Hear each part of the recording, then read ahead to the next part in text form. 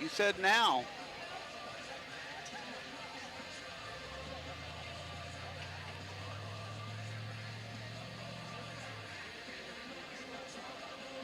And welcome, Smoky Valley football fans. This is Don Binks along with Doug Snyder, Dalton Eastep. We're live in Scott County Community High School, Scott City, Kansas. Doug, pretty fun trip on the way out here, and we're ready for some football. Yeah, it's been a great one. You know, we had a good trip last week to Goodland, and enjoyable trip there, and enjoyable trip back, and a heck of a football game in between. And we're hoping for some of the same tonight here in Scott City. Vikings are in District 5 of Class 3A, or excuse me, District 6. Southeast of Saline leads the pack with a 5-0 overall record, 2-0 in district play. Scott City also 2-0 in district play. They are 3-2 overall. Colby is 1-1, Smoky Valley is 1-1, Goodland 0-2, and Russell 0-2. Those are our 6 teams in our 5 games, the way we match up. Scott City defeated Russell last week 20-0. They defeated Goodland 32-6, but that was right after their quarterback got hurt. The young quarterback we saw last week grew up quite a bit, played a pretty decent game. I still like our chances the way we match up with the Scott City team. Yeah, and it's a little different system, too. I know they wanted to run some last week, but they really passed the ball a lot, and I think you'll see Scott City run the ball a lot more today than what you saw then. But I agree with you. I thought the freshman was very talented last week, did some nice things, still kind of developing into being the starter for Goodland. But, again, we've got kind of a balmy night tonight. It's kind of a change-up from last week. I mean, last week was really, really just a really good football night, nice and cool, and this week we've kind of switched into the 90-degree temperatures as we arrived here earlier this afternoon, and we're still pretty warm now, although the sun seems like it's set on most of the field, and it should be an overall good night. But you're right, we have to stop a little different offense tonight and work with some different defenses against us as well. As I talked to Coach Lambert this morning, he said they probably run the ball more than we do, and they pass the ball a little less than we have. So, yeah, it's a running team. They like to run an unbalanced line, so it'll be interesting to see how we match up with that unbalanced line, and they put a lot of their strength going one direction, and they say, here we come, you better stop us. Yeah, you and I were talking about it beforehand, too. They even pull some linemen, too, to get around and lead those blockers or lead those runners through the sides. So it's going to be a little different ball game tonight. It's going to be something where we're going to have to really pay attention to our gap assignments and do what we're supposed to do defensively. Stay home on the backside, no question about that. We'll take our first time out. We'll come back and we'll talk a little bit about some stats. You're listening to Smoky Valley Football, back after this 2-minute timeout.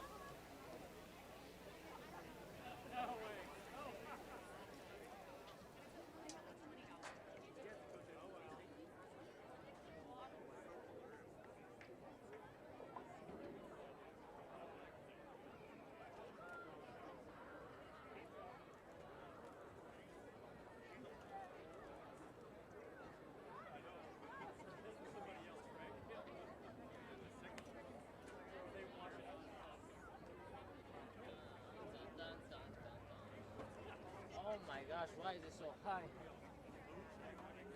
It's warm. Yeah.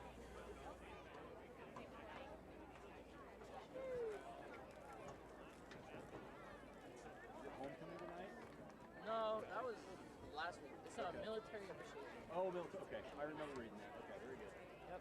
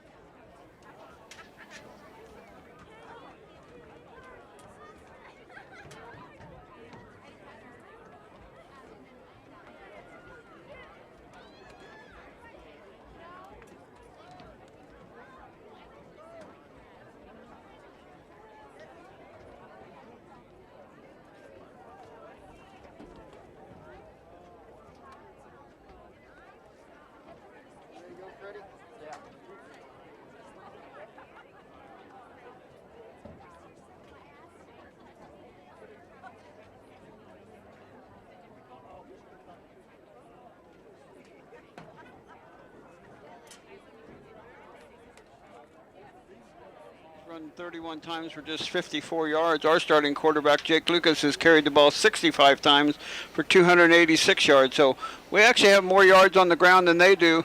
They have a little bit more on the air than in the air. Jake has completed 17 of 43 attempts for 217 yards. They've thrown it 40 times, completed 40 out of 77 for 566. So they've got the edge in the air. But Coach Lambert said watching film, they don't air it out as much. No, and that's kind of surprising that he says that when we see that they've thrown it over, almost twice as much as what we have this year and put up, at least double the yards. But at the same time, they probably are a lot like we are. They work it into situations that benefit them the best they can, and they're going to be really tricky about the times they throw the ball. So it's going to have to be, like we said, alert to what's going on, understand, and make sure our pass coverage is aware when they do drop back to throw. I had a chance to talk to Coach Lambert earlier today. We'll have that for you, and we'll be back with more pregame. You're listening to Smoky Valley Football. Do you know? I know Matt, because Matt's dad's in the military. Oh, yeah. So what are they doing there, though? They're going to have flags. Oh. So they're going to have flags. Oh, like last year? Uncomfortably hot in the bathroom, yeah.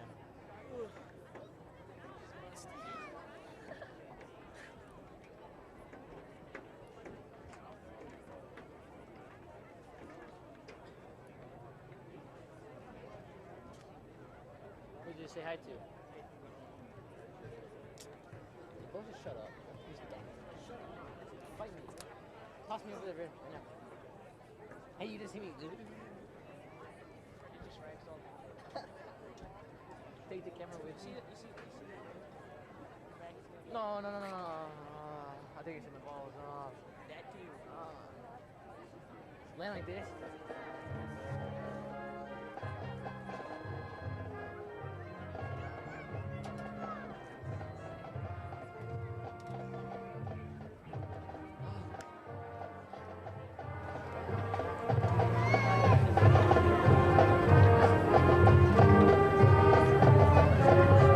I got Jackson dealing with like this. But I mean, and the rest are like this. Oh, never mind.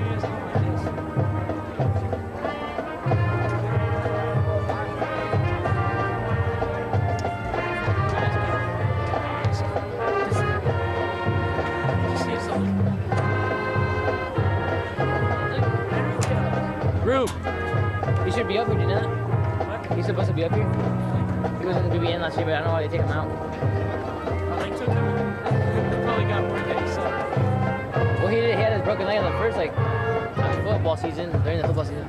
Then basketball season, he got to run camera half of the season. Basketball, like the first season, he had to press the button. English, he would leave like 10 minutes before class. And Miss Gooden would always tell him, why are you leaving so early? He's like, oh, it takes me a while. And then he took it one time, he was like, so early. The dude waited inside the classroom, like, I don't even know. So now I would push him? Oh, you want me to push you?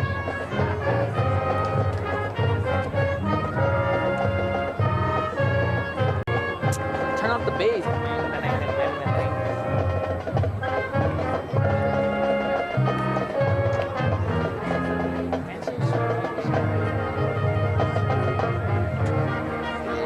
I mean, everybody quit.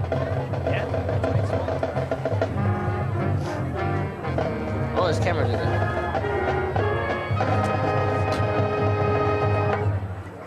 When I looked at my left, there was 2 cameras, and I didn't know it was a camera.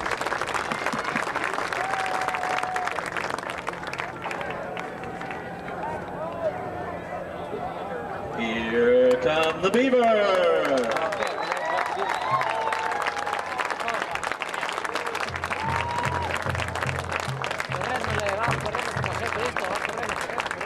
Oh, there it is. That's much.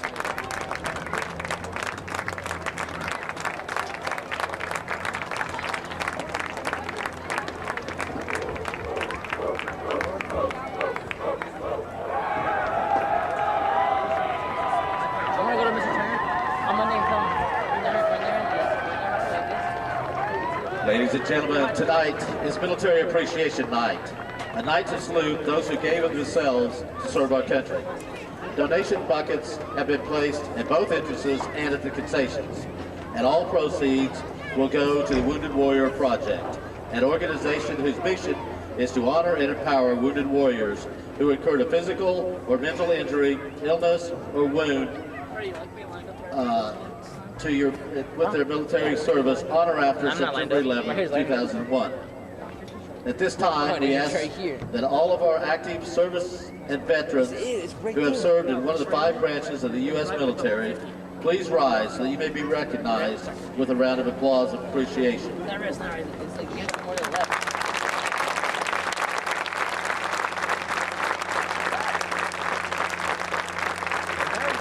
Thank you for your service. And now, ladies and gentlemen, we ask that you join our servicemen and women and rise for a moment of silence to honor these men and women. We salute those with us today that have served their country and those who gave the last full measure of devotion with a moment of silence.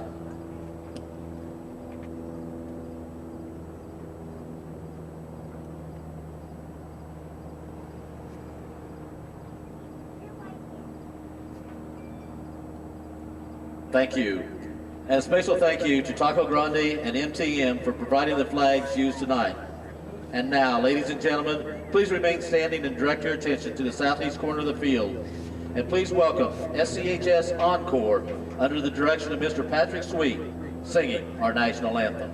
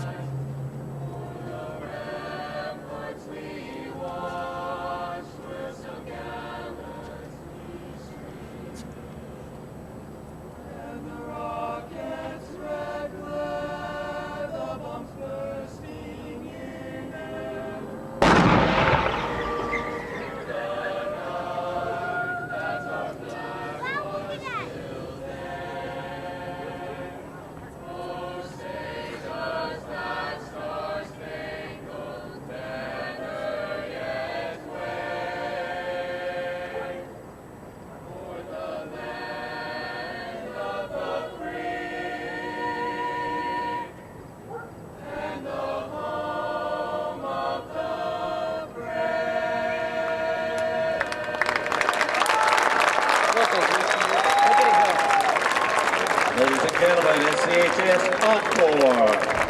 And as always, we'd like to thank Boy Scout Troop 177 for raising the flag, as they've done for many years.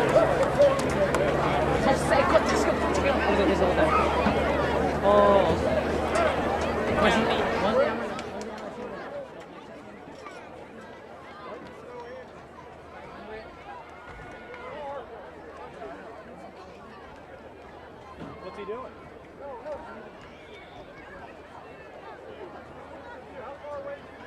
Oh, that's a long way. Yeah, I know. I was looking out off the beach.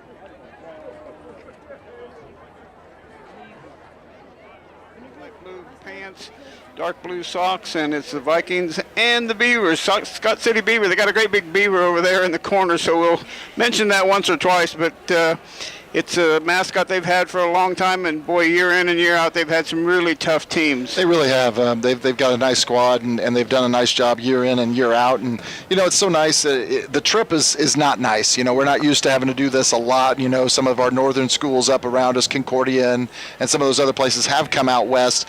But we also enjoy the trip out west because it gives us some different teams to play, you know, whether it's basketball, football, volleyball, doesn't matter what it is, even any of our other sports. It's just an opportunity to meet up with other people that we don't usually play.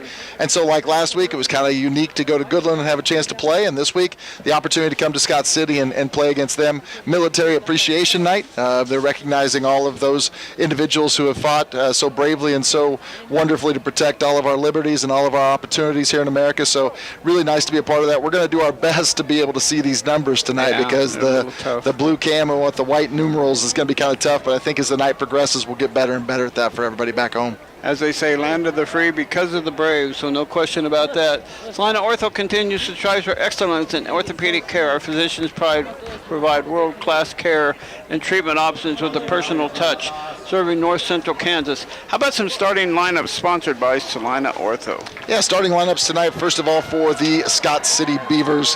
At fullback for them, number 2, Sawyer Stevens on offense. Quarterback, Harrison King, number 10.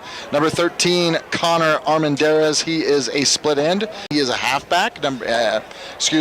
Carson Foreau, number 40, also at halfback. Dutch Turner, he is the center for them, number 55, a senior. Coming in at 170, we talked about their line size. Coach said they had some big guys. I would say they're moderate. I think they do move pretty well, though. Number 58, Jeffrey Nix. He is a 200-pound senior. He's an offensive guard. Number 74, Colton Cupp, also a senior at 255, offensive tackle. Number 75, Gabe Bowers. He is a 5'10 senior at 265. Number 76, Tyler Hiley. He is a 230-pound senior.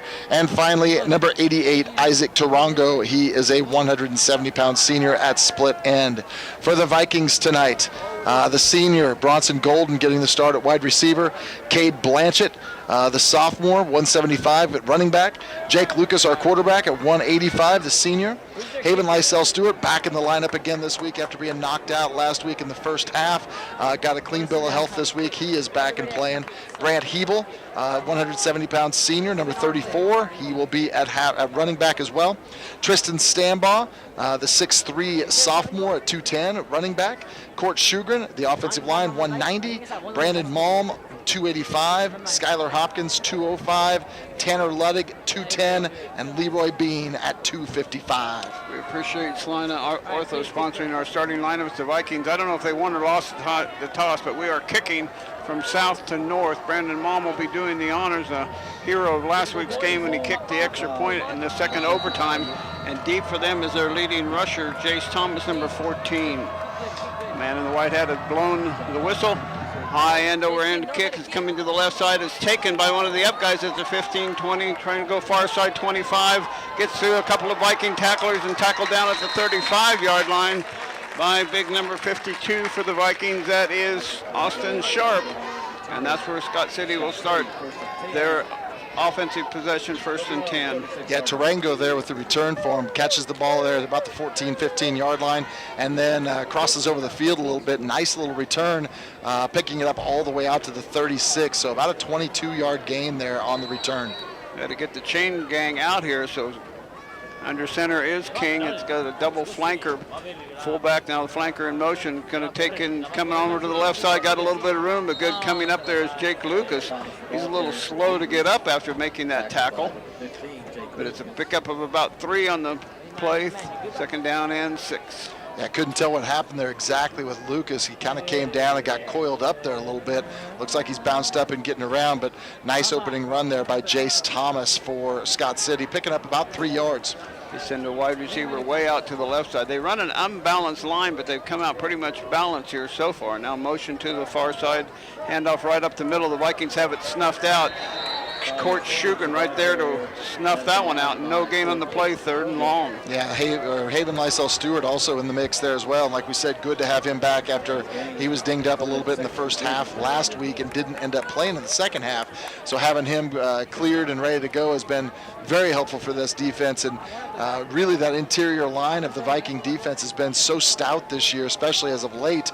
And again, making the stop and putting up a 3rd and long now for Scott City. Stambaugh, Luddig, Holt, and Hopkins are the down front 4. Now they put 3 receivers out to the far side, shotgun formation, 2 receivers near side, everybody out in the pattern, and go out in the flat, caught, 1st down yardage just barely, and it'll be a 1st down Scott City.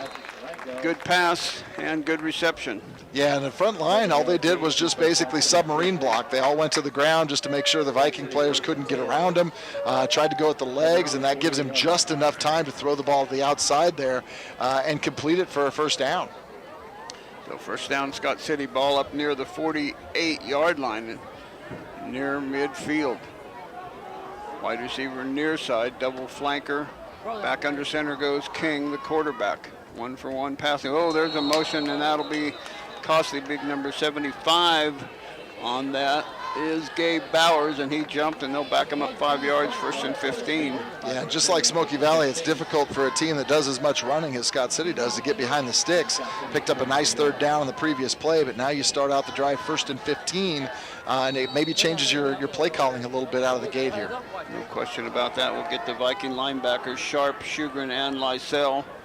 Brewer is out as one of the corners. We'll get House in there for him. Now shotgun formation. The quarterback was actually in motion this time. Still rolling. He's going to go in the flat. It's caught and taken down from behind, but not before he gets most of that yardage back. Close to the first down marker. It looks like it's going to be about a yard short. Yeah, Connor Armendariz makes a nice catch there from the quarterback. King just got off in the flat a little bit, coming from left to right or from far to near, got just in front of Austin Sharp. Austin was immediately able to corral him, but not before he's able to pick up a large gain and set up a 2nd and short. Blanchett and Lucas are the safeties. Hebel and House are the corners. There's a run up the middle. It looks like it's going to be short. So it's going to be 3rd down and about half a yard. No, they stopped the clock, so they must be, I don't know why they stopped it, because it's a good yard short, looks like to me. Man in the white hat's going to come up and take a look, and he's going to say, we need to have a measurement. Scott City already got their play called. They haven't stopped the clock yet. Oh yeah, they did stop the clock. So they're going to have a measurement. They are going to have a measurement after all this time. Not in a hurry here. We're so used to having turf field that you don't have to worry about how straight or non-straight the lines are. They look pretty darn straight for a grass field, but they're going to bring them all the way from the Viking side, the far side of the field, to the near side, and stretch it out from the mark and see where we go. Yeah, it's a good 2 feet short. So good eyes, Donnie. Yeah, that well, one picked out.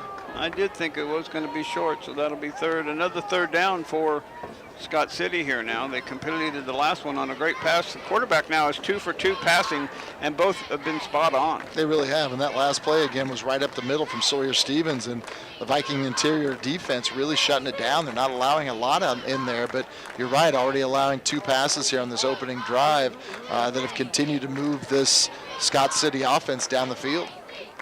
So 3rd and short for Scott City, initial possession of the first quarter. No score yet here from Scott City, Kansas. Darner Field, it's called. Double flanker, fullback behind the quarterback who's under center now. Flanker in motion, going to go wide. He's got first down yardage and more across the 40 down to near the 35-yard line. So pick up about 7 on the play. And it's going to be first down, Scott City, back-to-back first downs. They do a nice job with that motion where they bring that slot back in motion across the way and use the fullback as a lead blocker. That time it was Carson Farrow, the junior, who was able to pick up a nice chunk of yardage on the left side of the Viking defense and put him in a really good spot all the way down to the 35. So 1st and 10, unbalanced line here to the right. Now pitch to the right, near side of the field. There's another seam that's going to go in the middle. Going to go near touchdown. Yeah, 14 was the runner. And Scott City, Thomas takes it in with 8:52 left to go in the first quarter. Yeah, nice run there by Jace Thomas, just taking the toss. I tell you, the first one was a really big block there on the outside from the pulling guard from the other side, able to take Jake Lucas out, and that freed up Jace Thomas to be able to get down the field and take it to the house from 35 yards out to give Scott City the early lead here, 6-0 with 8:52 left. Point after kick, the ball is down, the kick is up, the kick is good, and our score with 8:52 remaining first quarter. Scott City 7, Smoky Valley 0, back after this 30-second timeout.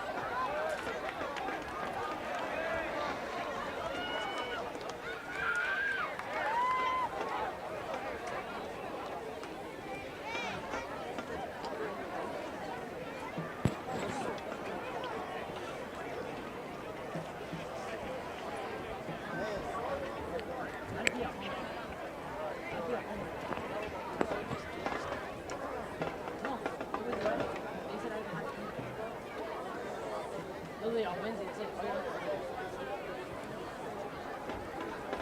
got told I didn't have to come today. I was like, let's go.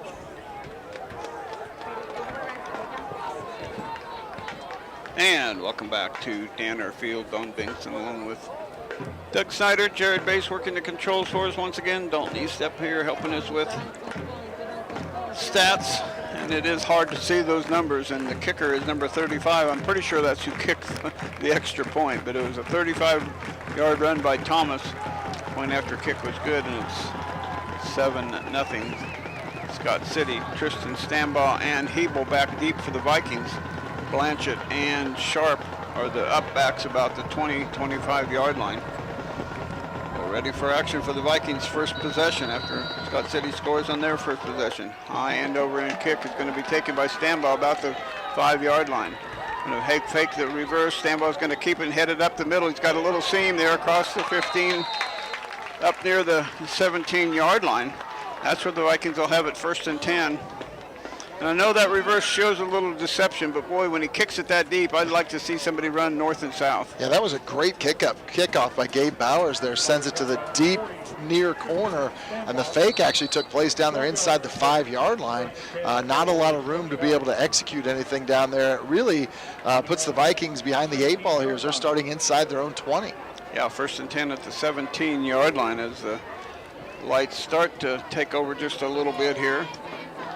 Vikings run wishbone formation. Lucas under center, turn and hand it off. No, he's going to keep it himself, try the right side, and he gets a couple yards up to near the 20-yard line, where it's going to be 2nd down and 7. Yeah, nice play off the edge there. I couldn't tell if that, I think that was Sawyer Stevens who came in there quick, was able to make that play on the tackle. Again, the keep decision by Jake Lucas that time as they faked the ball up the middle and tried to get him around the edge, but Stevens coming in quick off the edge to make that play. And we'll call it 7 for the Vikings. Their first possession, score 7-0 in favor of Scott City as they scored on their opening drive, a 65-yard drive.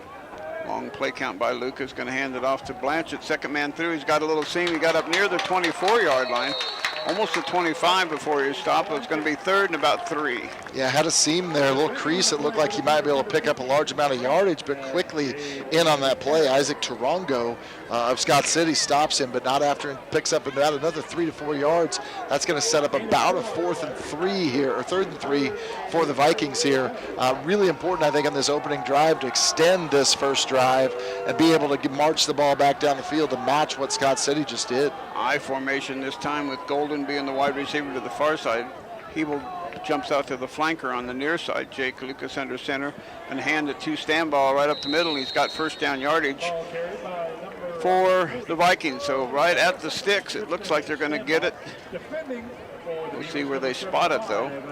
The clock's still running, so they haven't made any decision here about changing. Wow, that's so much closer than it was before. Yeah, I think they are going to finally stop that and have him bring it out. You're right. From this angle, it looks like it's definitely really close right there. I trust your eyes. You do a pretty good job of this one, but they're giving it a view and looks like they are going to bring out the sticks. So early sticks here, a couple of times on the first 2 drives. I want to thank our sponsors, Harry Malari, Smoky Valley Booster Club, C&L Heating and Cooling, Art Shirt, Farmers State Bank, Christian's Funeral Home, Dower Welding and Machine, Bank of Tescott, Lindsberg Family Dental Care, Dr. Darrell Loader, Smoky Valley Chiropractic, Arn Reinert CPA, Midway Motors, Gallant Tire and Auto, People's Bank and Trust, Farm Bureau, Mari Loader, Caldwell Banker Realty, Old Stuga, and Lindsberg Realty, Liz Nahodney, owner broker. Were my eyes good? Your eyes were good. It was a 1st down by at least 3 to 4 inches. Well, length of the football actually across the way there. So it was a good pickup there by Tristan and does continue this Viking drive. 1st down on the first possession. We like that. Vikings have had a tendency to take the time of possession. There's Brant Hebel busting in on the right-hand side. He bounced off a would-be tackler, got a little bit yardage up to the 30 before he was finally tackled. A gain of 2. Maybe 3. Good spot. Yeah, it's some hard-nosed running in there from both teams so far. Like I said, early on they were really trying to hit that middle against us, and now we're doing the same thing to them. We did try one Jake Lucas run kind of on the right edge, and then Blanchett kind of coming through the middle of the 5-hole there, or 6-hole, excuse me, on this side, but nothing to the outside yet for the Vikings. I formation with House, the wide receiver, to the near side flanker, is Hebel to this side. Here comes Stambo right up the middle. It closes quickly. He's going to get no gain on the play. And he's thrown back. The ball comes out late, but the whistle had already blown dead a long time ago. Getting just across the 30, not quite to the 31, where it's going to be 3rd and long. Tell you, it's really difficult right now, at least. We're not getting a lot of great push off that line. They are a very strong front line from Scott City. You know, we talked about the fact that we had heard they were pretty good size. You know, it didn't appear to be that large, but I am impressed by how well they maintain the line there and what a strong presence they are up front. Wide receiver each way, Hebel and Golden. I formation behind Jake Lucas. Dropping back to pass, looking to the right side. They're going to go out there just over the outstretched arms of Haven Lysell, who was trying to turn around to find the ball. He was double covered, but the ball was only to where he could have caught it, but it fell incomplete, and the Vikings will have to punt. It had a little crossing pattern look that time. Had Haven going underneath and out. Had Hebel going over the top and in. Tried to get a little confusion, but there were 2 Scott City defenders over in the area on that play. And you're right, the ball was just a little bit high for Haven to try to go get it. That's going to bring up 4th down for Smoky Valley. Thomas and Tarango back for Scott City about their 35-yard line. Stambaugh standing inside his 15. High short kick, wobbly. Going to hit and take a Viking bounce. They're going to let it bounce and get inside the 40 down to about the 37-yard line. That's where the Scott City Beavers will have it 1st and 10, their second possession. They scored on their first possession to take a 7-0 lead. Vikings got a 1st down but had to punt it away. Yeah, about a 32-yard punt from Stambaugh there, and again, got nice air time, gave people time to get down the field. Big key there was no return, so that allows us to be able to at least shut them down from that regard. Now, again, important for the Viking defense to step out here and really force an opportunity to get the ball back in a good position here. Turnover would be great in this area. Unbalanced line to the left, the far side of the field. Handoff going that way. There's a little seam again, but go ahead, close quickly. Gain of about 2 on the play. Looks like Shugren and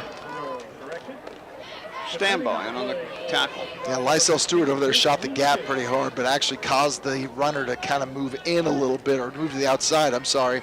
And that allowed, like you said, Shugren to get in there and make the tackle. Lucas was down up, it was over there as well to aid in that tackle.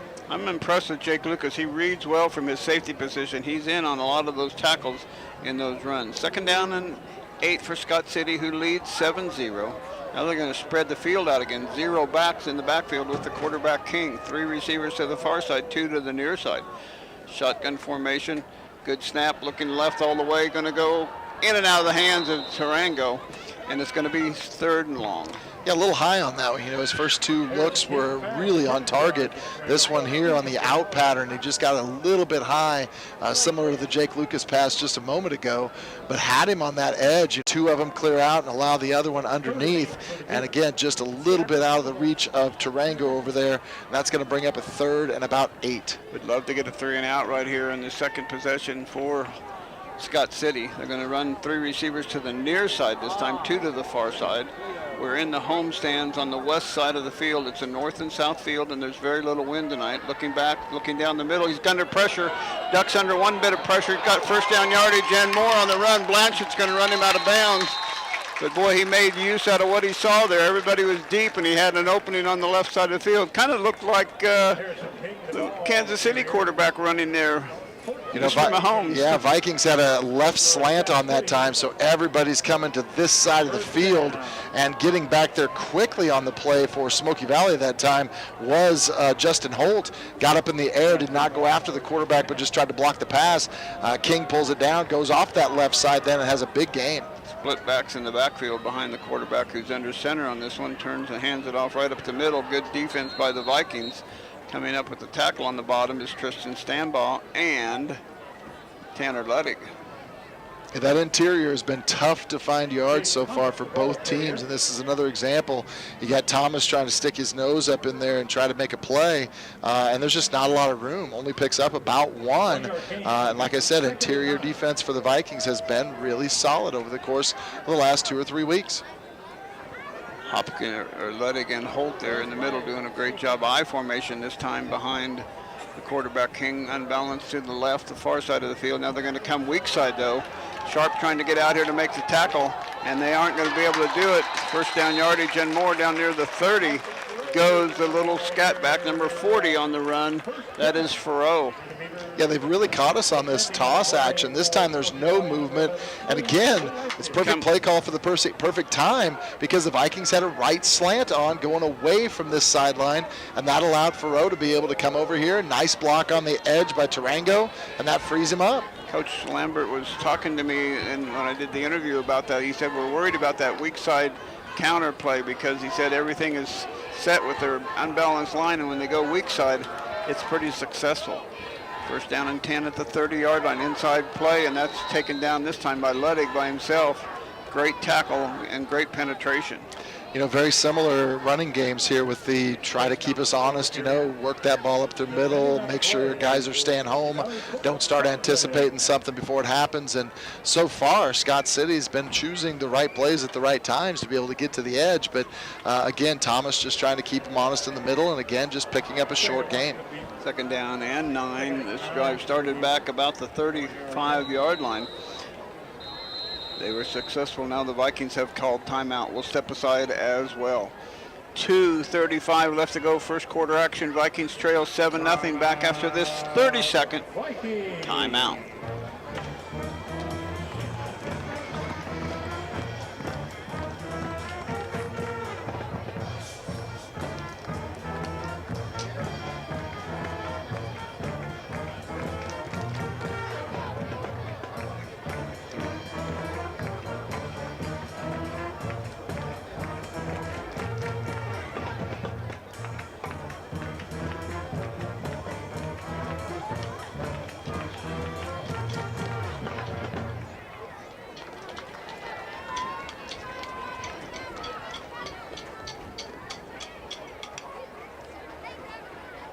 And welcome back to Danner Field. I want to promote something for the Sons of American Legion. The American Legion Riders are holding a smoked pork grab and go event tomorrow, Saturday, October 10th.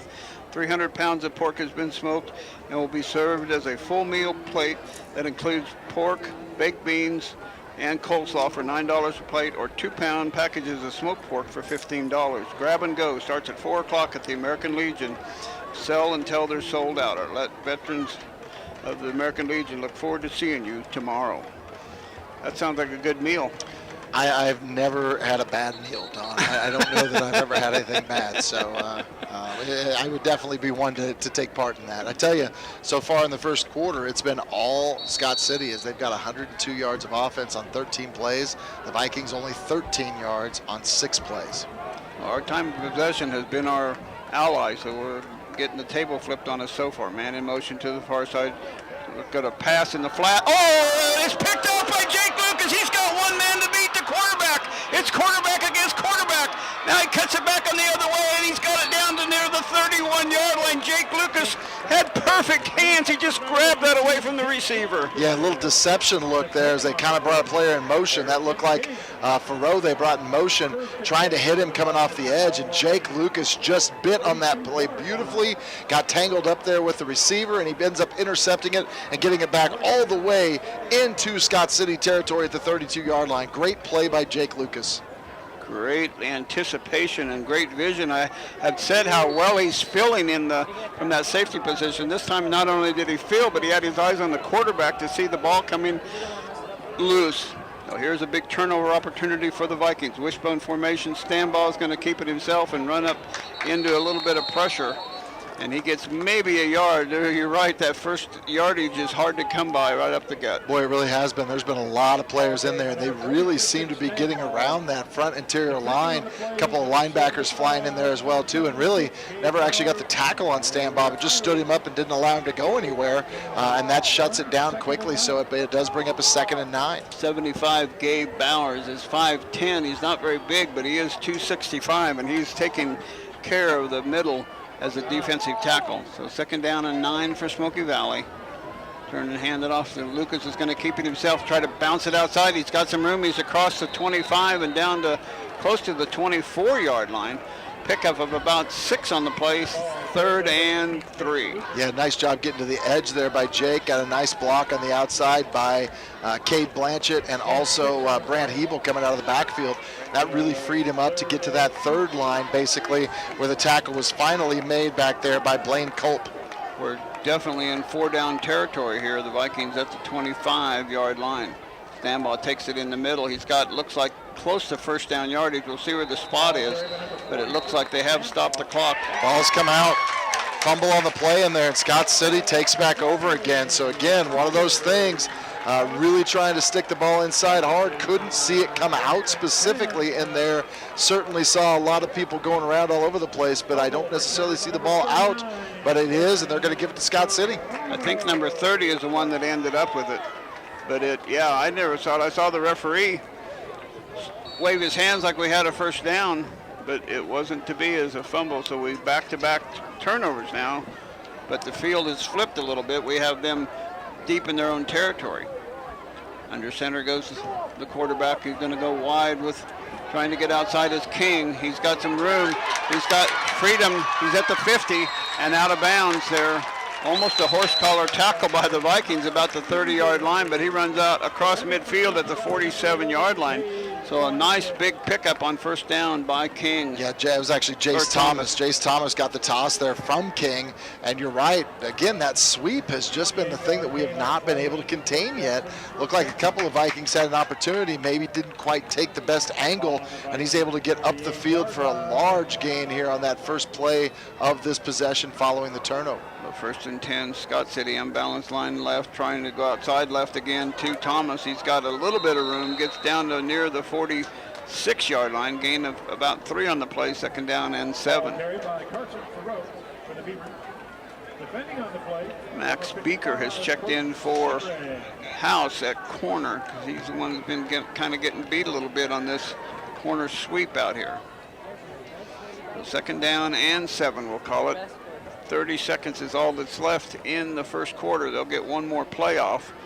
They've got a play clock, so it's nice looking. You're not always having to look at that back referee to see how close you're getting to needing to snap the ball. Tarango goes out wide to the left, flanker right, now motion to the right, and coming out right. Good pursuit by the Vikings, and great job. Oh, but they can't make the tackle. Beaker has him back there near the 50-yard line. There's going to be a loss on the play, but he just kept running. Like you said, we're having trouble tackling the runner. Yeah, Beaker and Stanbaugh both back there. I tell you, Beaker made a hard commitment to come up, just didn't get him wrapped. And then, basically contact all the way back at the 49, 50-yard line, and he's then able to take the ball all the way down to the 39. The first quarter, our score, Scott City 7, Smoky Valley 0. Back with quarter number 2 after this 30-second timeout.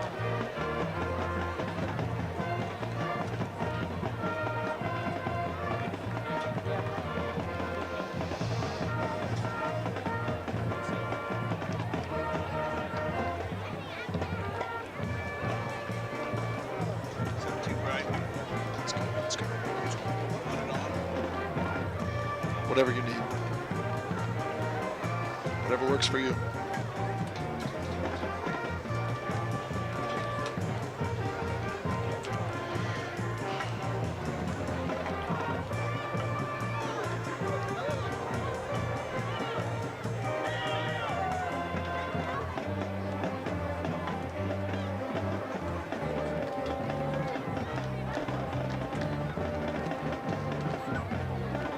Viking defense definitely has their work cut out for them. Welcome back to Danner Field. This is Don Binks along with Doug Snyder. The Vikings defense is the one that's they've only given up 1 touchdown in the first drive, but they really seem to have, they're bending but not breaking, but we certainly, the time of possession is not in our favor. Yeah, it's definitely been a lot of bending. 141 yards to 24. Time of possession is really not all that much. 6:01, a little bit more than that in the first quarter, to 4:53 for the Vikings. Do want to give a shout out to Mike Rose for the streaming tonight. Also want to thank everybody out there watching us on live.smokyvalley.org, including our volleyball and dance teams who are having some watch parties tonight back home. Got over 100 devices already watching tonight as well. Double flanker wide receiver to the far side, up the middle it goes, and there's nothing there. I don't think they even got the first down, so it's going to be 3rd and 1, and they maybe got a length of the football is all, so it's going to be 4th down for the Scott City Beavers. Yeah, going to bring up a big fourth down play for them here as they continue to move the ball down the field. Again, that interior, it's been tough to find yards for both teams. Both teams have done better on the edge than they have inside. But this is kind of one of those precarious locations where if they don't pick it up, it gives the Vikings a great starting position for their next drive. Wide receiver near side, flanker near side. Fourth down, trying to go outside. They got first down yardage, and Moore tripped over somebody in their own line back there in the backfield. He's going to pick up about 5 yards on the play. Just continuing to get yardage on the outside. Yeah, Jake Lucas came up from his safety position again, was able to at least get contact with the blocker there, and that's actually what tripped up the runner and allowed him to be taken down. Otherwise, he'd have had a lot of green grass to run. So first down, Scott City continuing their drive at the 33-yard line. Wide receiver goes far to the far side. Unbalanced line.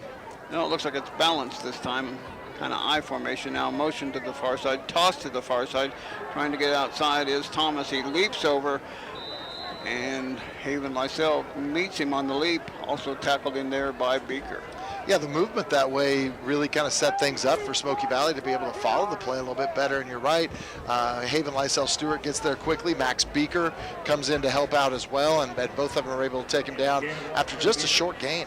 And it looks like a short 2 on the play. Second down, and we'll call it 8, but it's a long 8. Just underway, second quarter. Vikings trail 7-0. Scott City's still unsure what they're doing for the play. It's down to 12 and 11 on the play clock, and now they have to call a timeout. We'll keep this one right here. Speaking of those two teams, boys, cross country has been doing so good. Tennis is underway. Regional tennis is underway. Update us with what you can.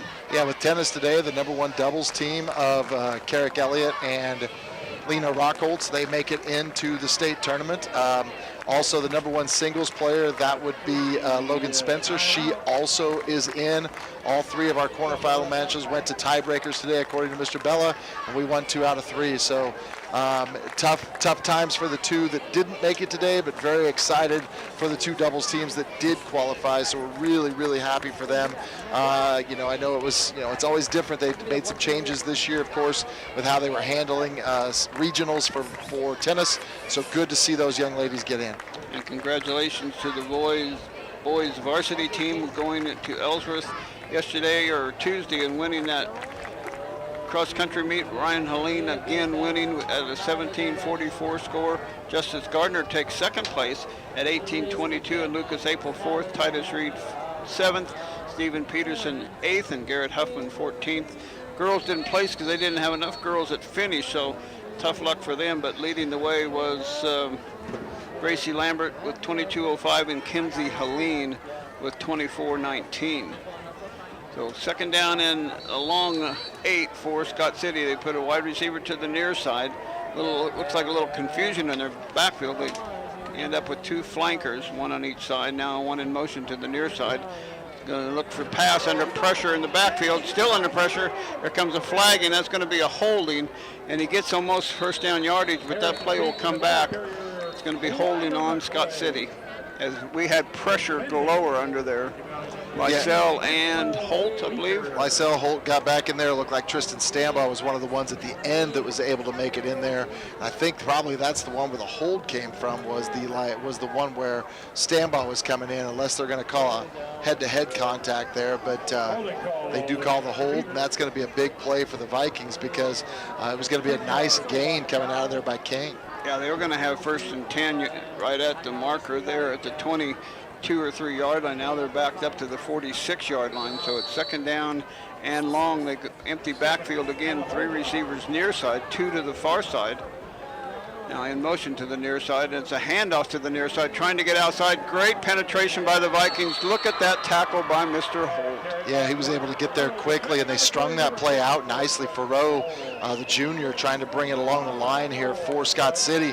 But Holt was having none of it, and he was all over that play, able to set up. Now it's going to be third and long for Scott City. They have 27 up on the scoreboard because the back end of the football is just about on the midfield stripe, and they have to go down to the 23-yard line.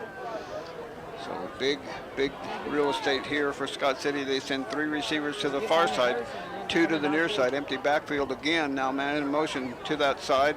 Pressure coming up the middle again by Stambaugh. And he's going to heave it downfield, but it's way, way overthrown, incomplete, and it's going to be 4th down and long. Tell you what, the Viking front line is not giving much time to the quarterback once he gets back there. King was running for his life early in that play. Might have had 2 seconds to take a quick look. Got the happy feet and then overthrew the receiver down the field. A chance to get open if he leaves it short. Still would have been short of the first down. Oh, yeah. But this does put up a 4th down now. They can give a punt here and push the Vikings back deep. It looks like what they'll do. Number 35 is the punter back there. That is Welker. Branch Hebel back deep for the Vikings. They spread out wide receiver each way before the punt. It's a good snap. He will kick it away. It's a line drive spiraling kick that Hebel's going to take about the 15, try to sidestep a couple of tacklers, and he gets hit head on at the 15-yard line. So no gain on the return. Vikings have it 1st and 10. Yeah, Brandt caught it looking like he might have some space to be able to get somewhere, but I tell you, the people coming off the front end there of that Scott City line were back quick, and he caught it about the 15 and probably ends up losing about a half yard there on the return. Yeah, he tried to go sideways, and then he wanted to tuck it up the field, which is what I like to see him do, but boy, they weren't taking the fake at all. They punished Brandt a little bit with the tackle. Wishbone formation for Smoky Valley in their what is their 3rd possession after getting the turnover on the interception from Lucas. Here comes Stambaugh up the middle. He's got nowhere to go. He'll get maybe to the 15, but no farther. They're not going to give him a good job of forward progress. It's going to be 2nd down and 10. Starting to cool down just a little bit here. Got to turn in my score here for the... Not cooling down much, but you're right, it is cooling down some. It just got downright hot. You know, it was pretty windy on the way up here today, and when we arrived here in Scott City, not an ounce of wind, nothing there. I mean, we just didn't have anything, and it's really perfect football weather here. It's a little bit warm for October, but sure is a nice night with no wind. House and Hebel wide each way. Lucas is going to keep it himself, try the left side. He's got a little bit of room. He'll get it up to about the 18-yard line, where it'll be 3rd down, and we'll call it 6. Yeah, another play attempted off the edge there by the Vikings because the middle has just not produced a whole lot. And Lucas having a tough time picking up a few yards, but not able to break free of that tackler from Scott City.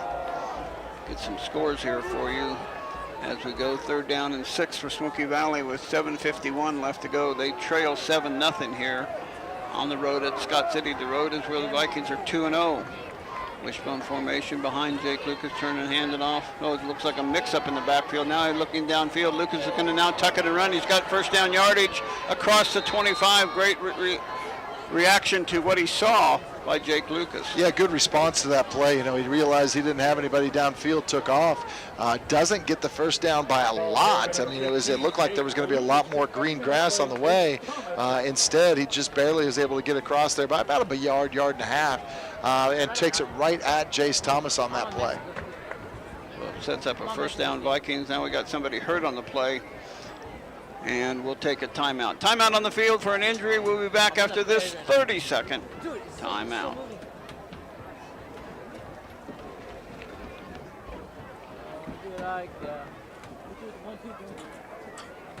Thank you.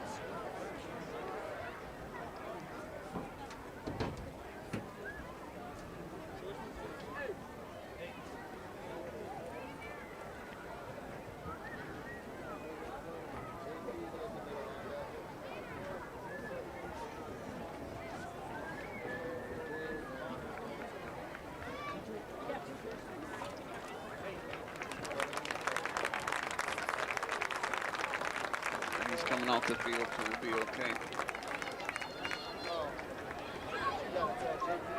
And welcome back to Danner Field. I want to give you some score updates in the 1st quarter action here for our area. Inman 21-0 over El Saline. Andover Central 13, Salina Central 0. Sacred Heart 6, Wichita Independent 0. The only scores we have so far. I got some scores around the league. Halstead up on Heston 20-7. Haven Oliver Lions 30-0. Those are the only scores I have right now.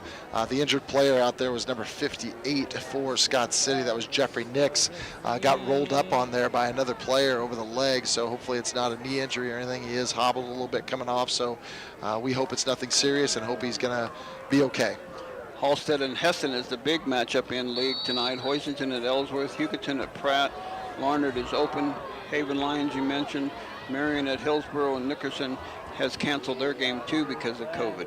First and 10, Smoky Valley wishbone formation. Here comes Brant Hebel, and he gets a little bit of yardage and then gets driven back, but he'll get a couple on the play, second down and 8, we'll call it. Yeah, congratulations last night to the middle school football team too. Got their first win of the year under Coach Jason Droulard. So excited for those young men. They've worked really hard this year as well, coming in out of the summer in the weight room. So they have one game left next Thursday as well. It is at home against Halstead. Pickering and Lysell are the tight ends in this wishbone formation. Here comes Blanchett trying the left side. He runs into a Scott City tackler, and he gets to the 30-yard line, and he's driven back. It's going to be third down, and we'll call it 7. We looked that up earlier. That's a colony, right? That's a colony that got him? We'll call it that, whatever you colony. want. I think that's how you work out that specific animal. It's a colony. You know, he's always trying to figure out a flock or a herd or whatever it might be. But there were a lot of Scott City players in there on that play and able to take down Blanchett, and that leaves a third and about 6, maybe 7. House and he will go out wide each way. Tight end on the near side is Haven Lysell. I formation behind. Jake Lucas rolling out near side, still rolling, looking down the field for Haven Lysell. He's got him at the 40-yard line and up to the 45-yard line. First down by a lot. Great pass, great reception for the Vikings. Move the chains. Yeah, well-run play there by Smoky Valley. They bring Haven Lysell from the near side this time and bring him across, and just kind of comes out here in the flat a little bit, makes the catch, and then drags a couple of would-be tacklers with him for the first down to the 45-yard line. Yeah, Jake threw that pass just excellent, right on the spot on that one. Bryant Hebel goes wide to the far side, House to the near side wide. And the Vikings have it first and 10 at the 40, right just shy of the 45-yard line. Handed off to Stambaugh. No, Jake Lucas is going to keep it himself. And he runs into the back of Blanchett. Blanchett couldn't get rid of drive the Scott City player back far enough, and Jake kind of hoping he could was going to cut it right off his backside, and he just kind of got tackled by his own man almost. Yeah, he made a little juke move right before he did that, and it came off that really tight to Cade Blanchett, and just wasn't quite able to bounce off there the way he thought he could. And I tell you again, Cade got really stood up on that block. If he could have gotten another yard push out of that, I think Jake gets around the corner and has a nice gain. Yeah, that makes all the difference in the world. But wishbone formation this time on second down and 9. Vikings trailing 7-0. Turn and hand it off. No, Lucas is going to keep it himself again. He gets tackled for about a 2-yard gain. Boy, somebody coming down the line there. That's number 2 for the defense. Sawyer Stevens again. He was the one earlier in the game, got off the edge quick, made quick commitments, and you were right again, did the exact same thing. Just got up in there, shed his block. I think he was on Brandon Malm that time, and was able to shed Malm and get himself out there and make the tackle for only a short gain. Vikings just short of midfield at the 47-yard line. Need to get down to the other side of the 45 for the first down. 4:25 left to go here in the first half. Hebel out wide to the far side. Blanchett and House out wide to the near side. Shotgun formation this time for Lucas, who's going to roll to the far side, still rolling. Now he's going to have to tuck it and run, and he's going to get sacked in the backfield. Going to be about a 5-yard loss for the Vikings. Lucas trying to decide whether he's going to run or pass, and just at the last minute decided he better take a sack and not throw it up for a grab. Yeah, rolling away from his strong hand there, and just nothing really opened up. He was trying to get to the edge a little bit and see if he could find an open player. It was good coverage in the secondary there by Scott City. And again, nobody open, and that's going to force a punt here on 4th and about 13. Vikings have not been able to drive the ball into Scott City territory. The only time they've been in Scott City territory was a return by Lucas. Stambaugh to punt the ball away. Good high wobbly kick, short again. Going to eliminate the run back and takes the Viking bounce down inside the 25 to about the 23-yard line. That's where Scott City will have it with 3:26 left to go before halftime, leading 7-0. Another nice punt by Tristan Stambaugh. I tell you, he got it up high. There's not a lot of lights here on this field. It's a nice field, but left the lights there just for a little bit as high as he got it. And so far, Scott City has not really made an attempt to make a catch and a return. They're very content to let the ball hit and just take over on offense. Yeah, you don't want to have any chances with that. I know Coach Sambo in the years that he was coaching at Smoky Valley when my boys were playing, he didn't want much of a return either. Under center goes King, the quarterback. Motion to the near side, run up the middle, and it's going to get maybe a couple yards where it'll be 2nd down and 8. Yeah, again, just trying that middle, just trying to pick up a few yards here or there, and there's just not much to be had. This time the runner coming through there was number 2. We've mentioned his name on defense a couple of times. That was Sawyer Stevens. But again, with 3:06 and counting here in this first half, this is a big drive for the Vikings to stay right there in the game and make sure they maintain a proximity to these Beavers. Yeah, you need to make sure you don't give a big play up top. Watch that sweep going on the outside. Unbalanced line to the strong side is to the near side of the field, the wide side of the field. Haven bluffing up there trying to get outside. He does, and that's a great play by Haven. And let's see who the other one is getting up off the bottom of the pile. It looks like I think it was Jake Lucas. Wasn't it? It was, yeah. Jake Lucas got in there too. So they were really anticipating the sweep run, and they got what they were looking for, and they held them to a very good game, 3rd down and 6. Yeah, really committed hard to that strong side there. I tell you, Justin Holt did a nice job occupying his blocker as well, allowing the opportunity for those other 2 players to be able to get in there and make the tackle. A big 3rd down here coming for Smoky Valley to take this possession away from Scott City. Wide receiver to the near side. Brant Hebel covers him up. Motion to the far side of the field. Tossed to no. It's a pass looking down the field to the middle and tipped away by Jake Lucas. What a game Jake Lucas has had so far. Interception, that was a big knockaway. That was going to be a completion. Yeah, it was a nice look for them right down the seam. And I tell you, Jake from his safety position did exactly what he's supposed to do. Read the eyes of the quarterback. He actually bit hard on the inside first and then got his steps back, was able to get his hand on the ball and knock it away. That's going to allow possibly the Vikings to get a little bit of a return here and maybe have some pretty good field position here with about 2 minutes left here in the half. This young kicker has surprised me with the strength of his leg. He didn't take much of a run up on the kickoff, and then the Vikings on the punt, one other punt he made. It's a high punt or snap. It gets over his head a little bit, but he takes it in. Brant Hebel's going to let it hit, and it's going to just kind of die at the 40-yard line. So the Vikings will have good field position now with 1:49 left to go to see if they can muster up something like they did last week at Goodland, only it was a long drive, but they scored with just 23 seconds, I believe it was, before halftime. Yeah, I was going to say this game really has a lot of the same earmarkings of last week. The Vikings getting pretty much attacked early and then holding on for most of the half when it felt like the other team was really outplaying us last week in Goodland in the first half. But here, looked like the same. Scott City out of the gate early.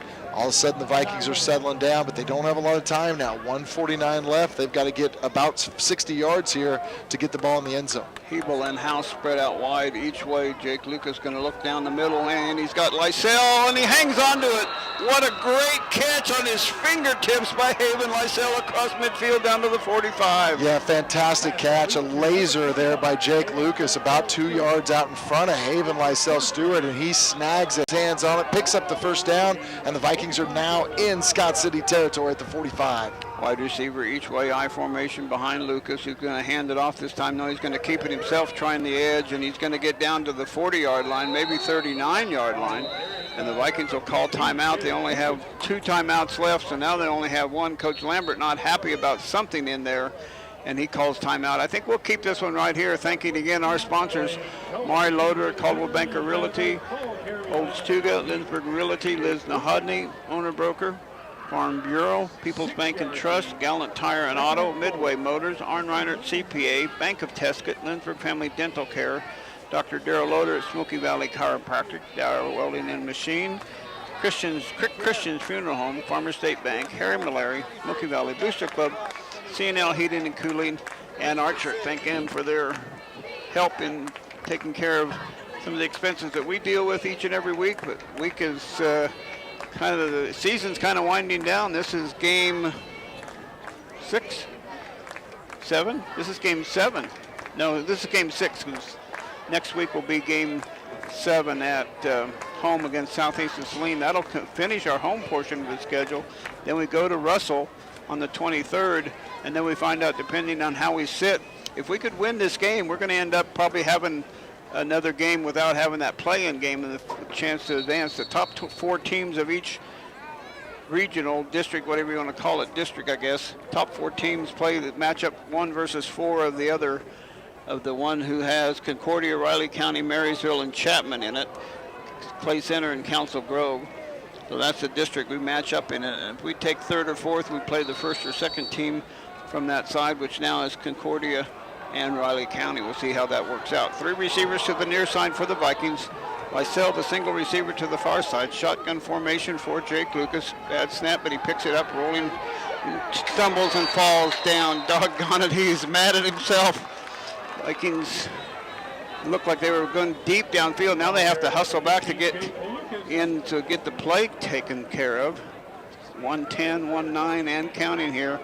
3rd down and long now is the most important thing. The Vikings need a 1st down. Yeah, Feet got a little ahead of himself back there. It's a pretty decent field.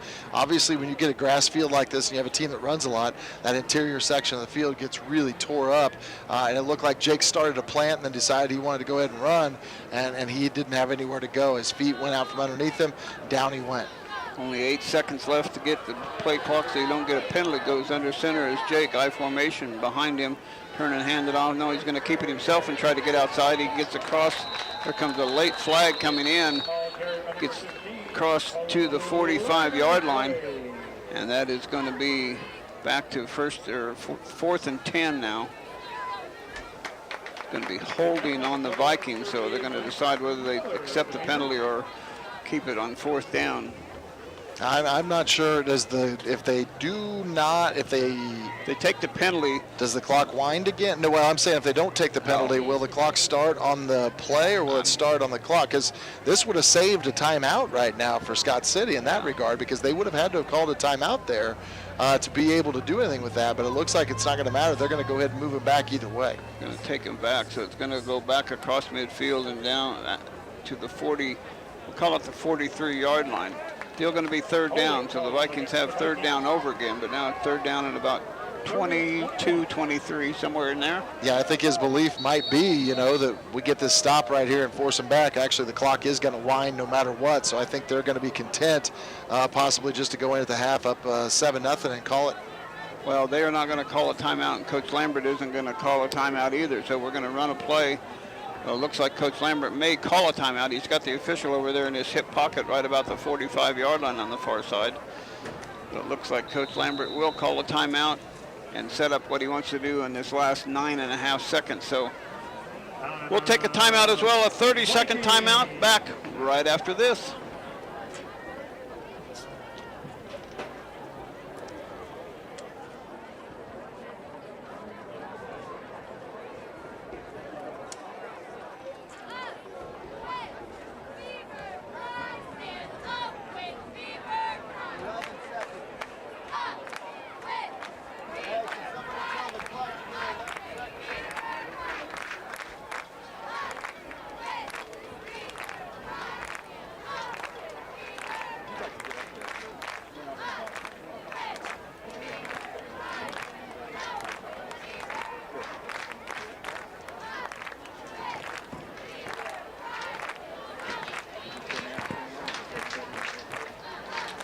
It's the Week State Scoreboard Show tonight from 10 to 11 on Sports Radio 1150 KSAL. Get a recap of this game's scores from the area and other area wraps from various broadcasters across the Sunflower State.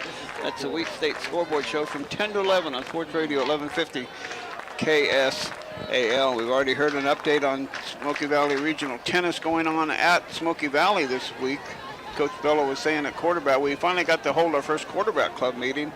And the coaches came to the Sunshine building, so anybody that wants to come to Quarterback Club to listen to the coaches, both in the high school and Bethany, 7 o'clock at the Sunshine building on Tuesday morning. We'll have some donuts and muffins there for you, some coffee and water. And it's interesting to hear the coaches talk, but Coach Bello was saying how everybody from the eastern, basically half of the state, coming to Smoky Valley today. Yeah, it was a pretty intense day for tennis, and like you said, some very good teams coming over from, for example, Kansas City Christian was one of those. They do get going again tomorrow at 9 o'clock in the morning, and again, those young ladies that have already qualified, they will be in the semifinals tomorrow. That's our #1 doubles team of Elliott and Rockholtz, and our #1 singles of Logan Spencer. Wishbone formation for the Vikings. Lucas is going to keep it himself. Ball gets loose and still rumbling for the ball. I don't know what happened here. We'll see what happened. It'd be 4th down if it's Vikings ball. If it goes to Scott City, they'd have a chance at one play.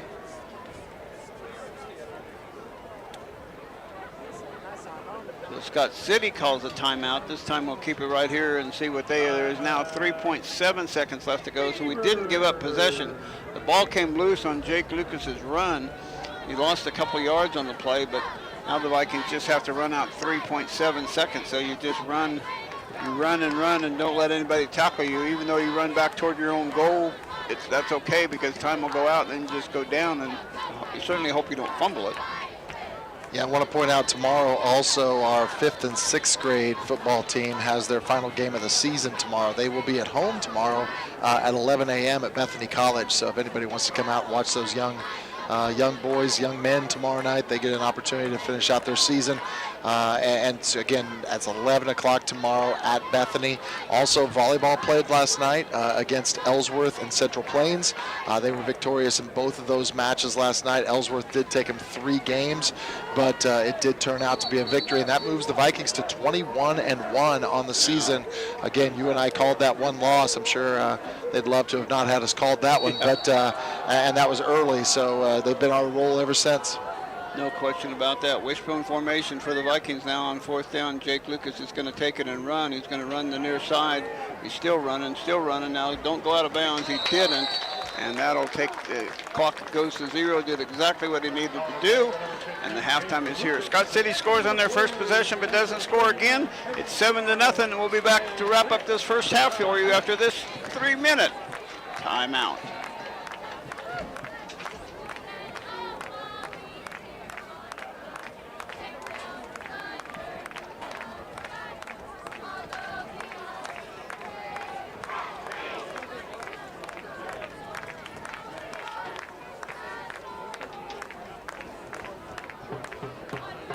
Tonight's halftime performance, the SVHS marching band would like to welcome to the field the musicians of Scott Community Middle School 5th, 6th, 7th, and 8th grade band for a mass band performance.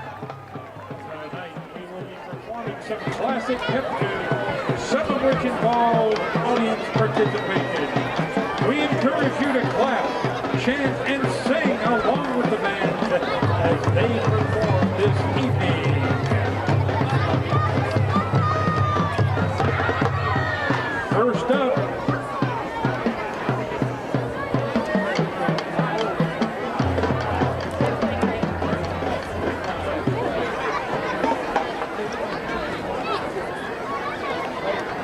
First up, ladies and gentlemen, everybody's favorite, Go Big Blue!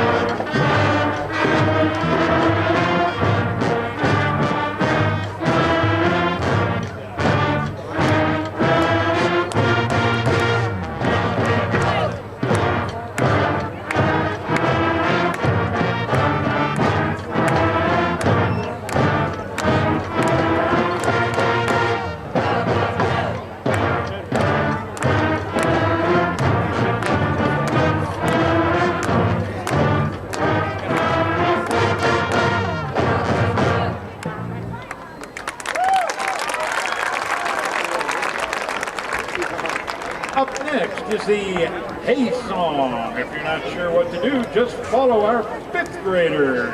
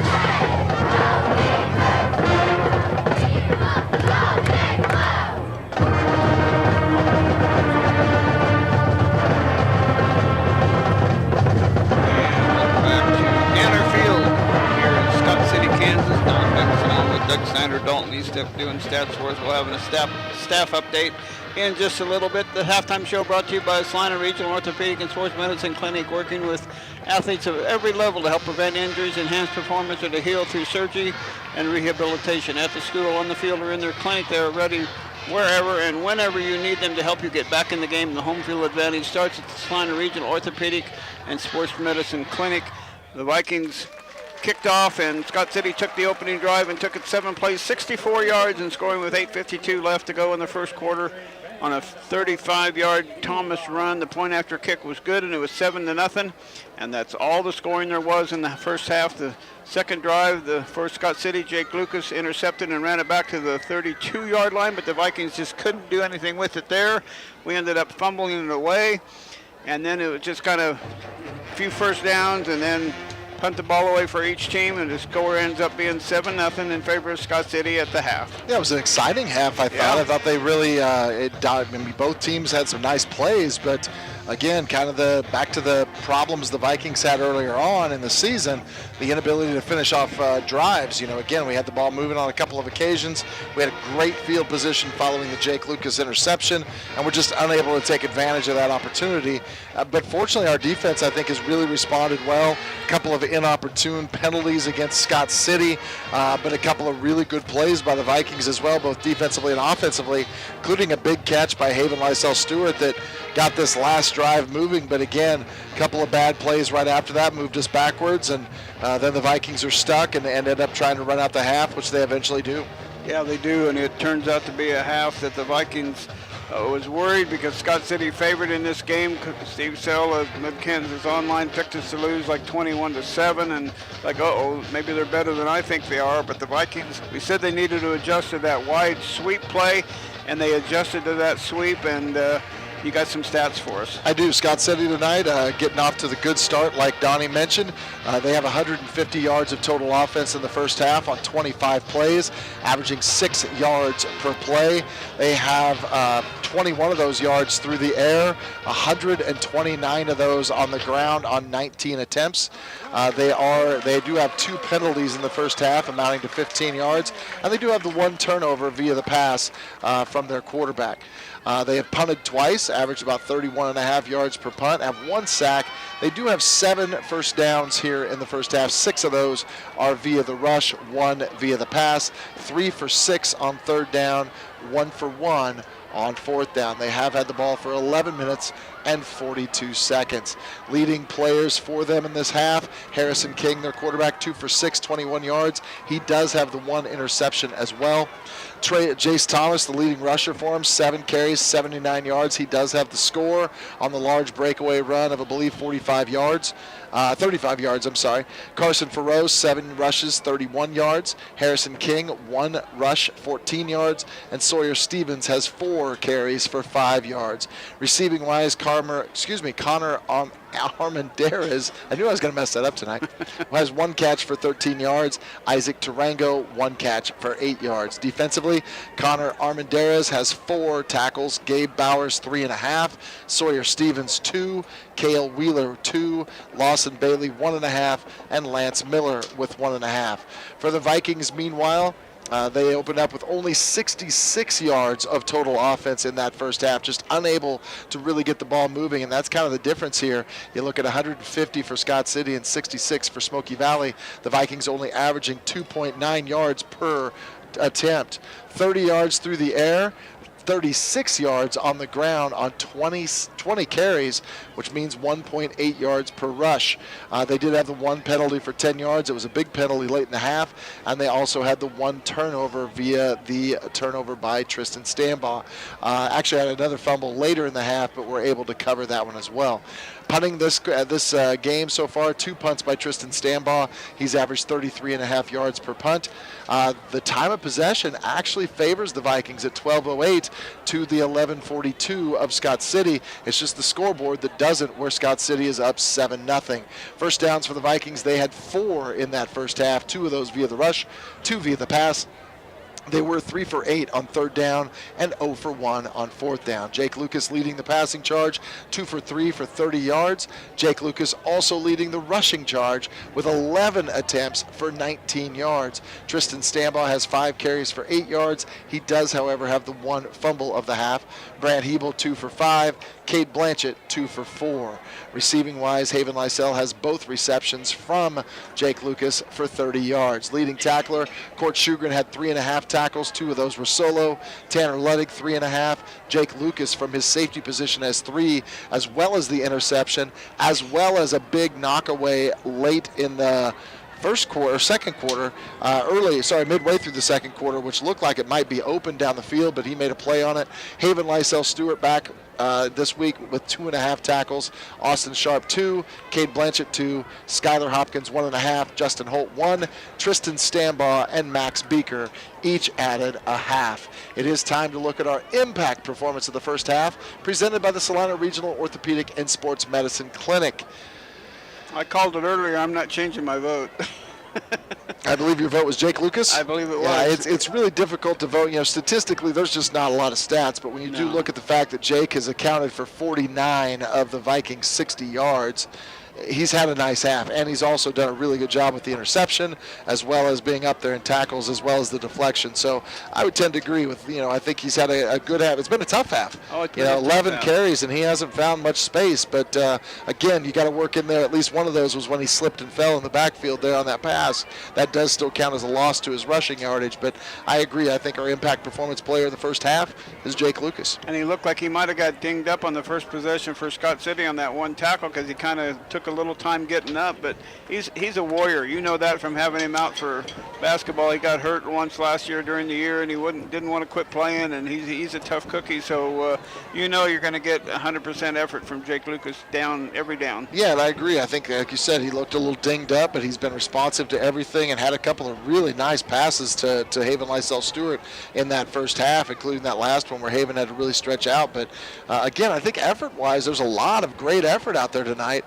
It's just that both teams have really stood each other up for a majority of this half, except for that opening drive. They were able to get to the edge on us. They got a couple of really good blocks and a nice run by Thomas as well. He cut back a couple of times and was able to take it the distance. But otherwise, I think both defenses have responded really well to what both teams want to do. Yeah, Vikings have made some good adjustments on the fly. They'll make more adjustments at halftime. We will get the opening kickoff to start the second half. So 0-0 in favor of Scott City. We'll take a 2-minute timeout. When we come back, we'll talk a little bit more about Viking cross-country, volleyball, and tennis all in action this past week, yesterday, today, and tomorrow, and sports season winding down for the fall, no question about that. So we'll be back after this 2-minute timeout.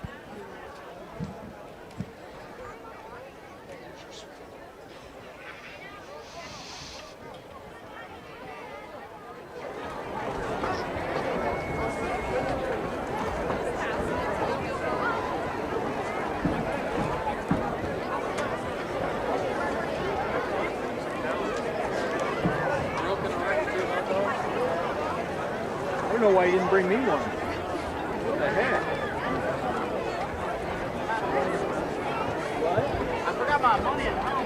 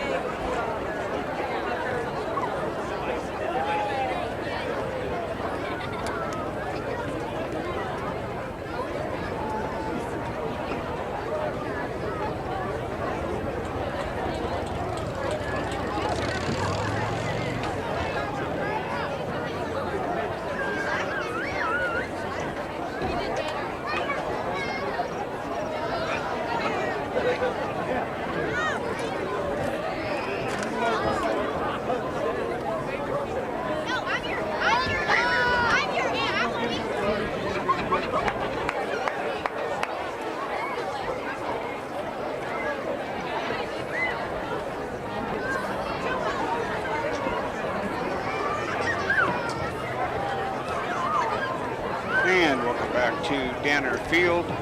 Scott City, Kansas, Scott Community High School. I can't remember what it said on the. I think it's Scott Community High School. It still says Scott City Beavers on our program here tonight, but I believe it is Scott Community High School now. I want to thank Coach Jay Myers and congratulate him on a good season. The cross-country team winning at Ellsworth. Ryan Helene winning, Justice Gardner taking second, Lucas April fourth, Titus Reed seventh, Stephen Peterson eighth, Garrett Huffman 14th, all medaling, and Samuel Peterson 19th. In the girls' side, they didn't place because they didn't have enough finish, but Gracie Lambert took third, Kinsey Helene sixth, Olivia Binkson 13th, Lydia Peterson 20th is all that finished the race. The JV team did well as good. Avery Kruckenberg took fifth.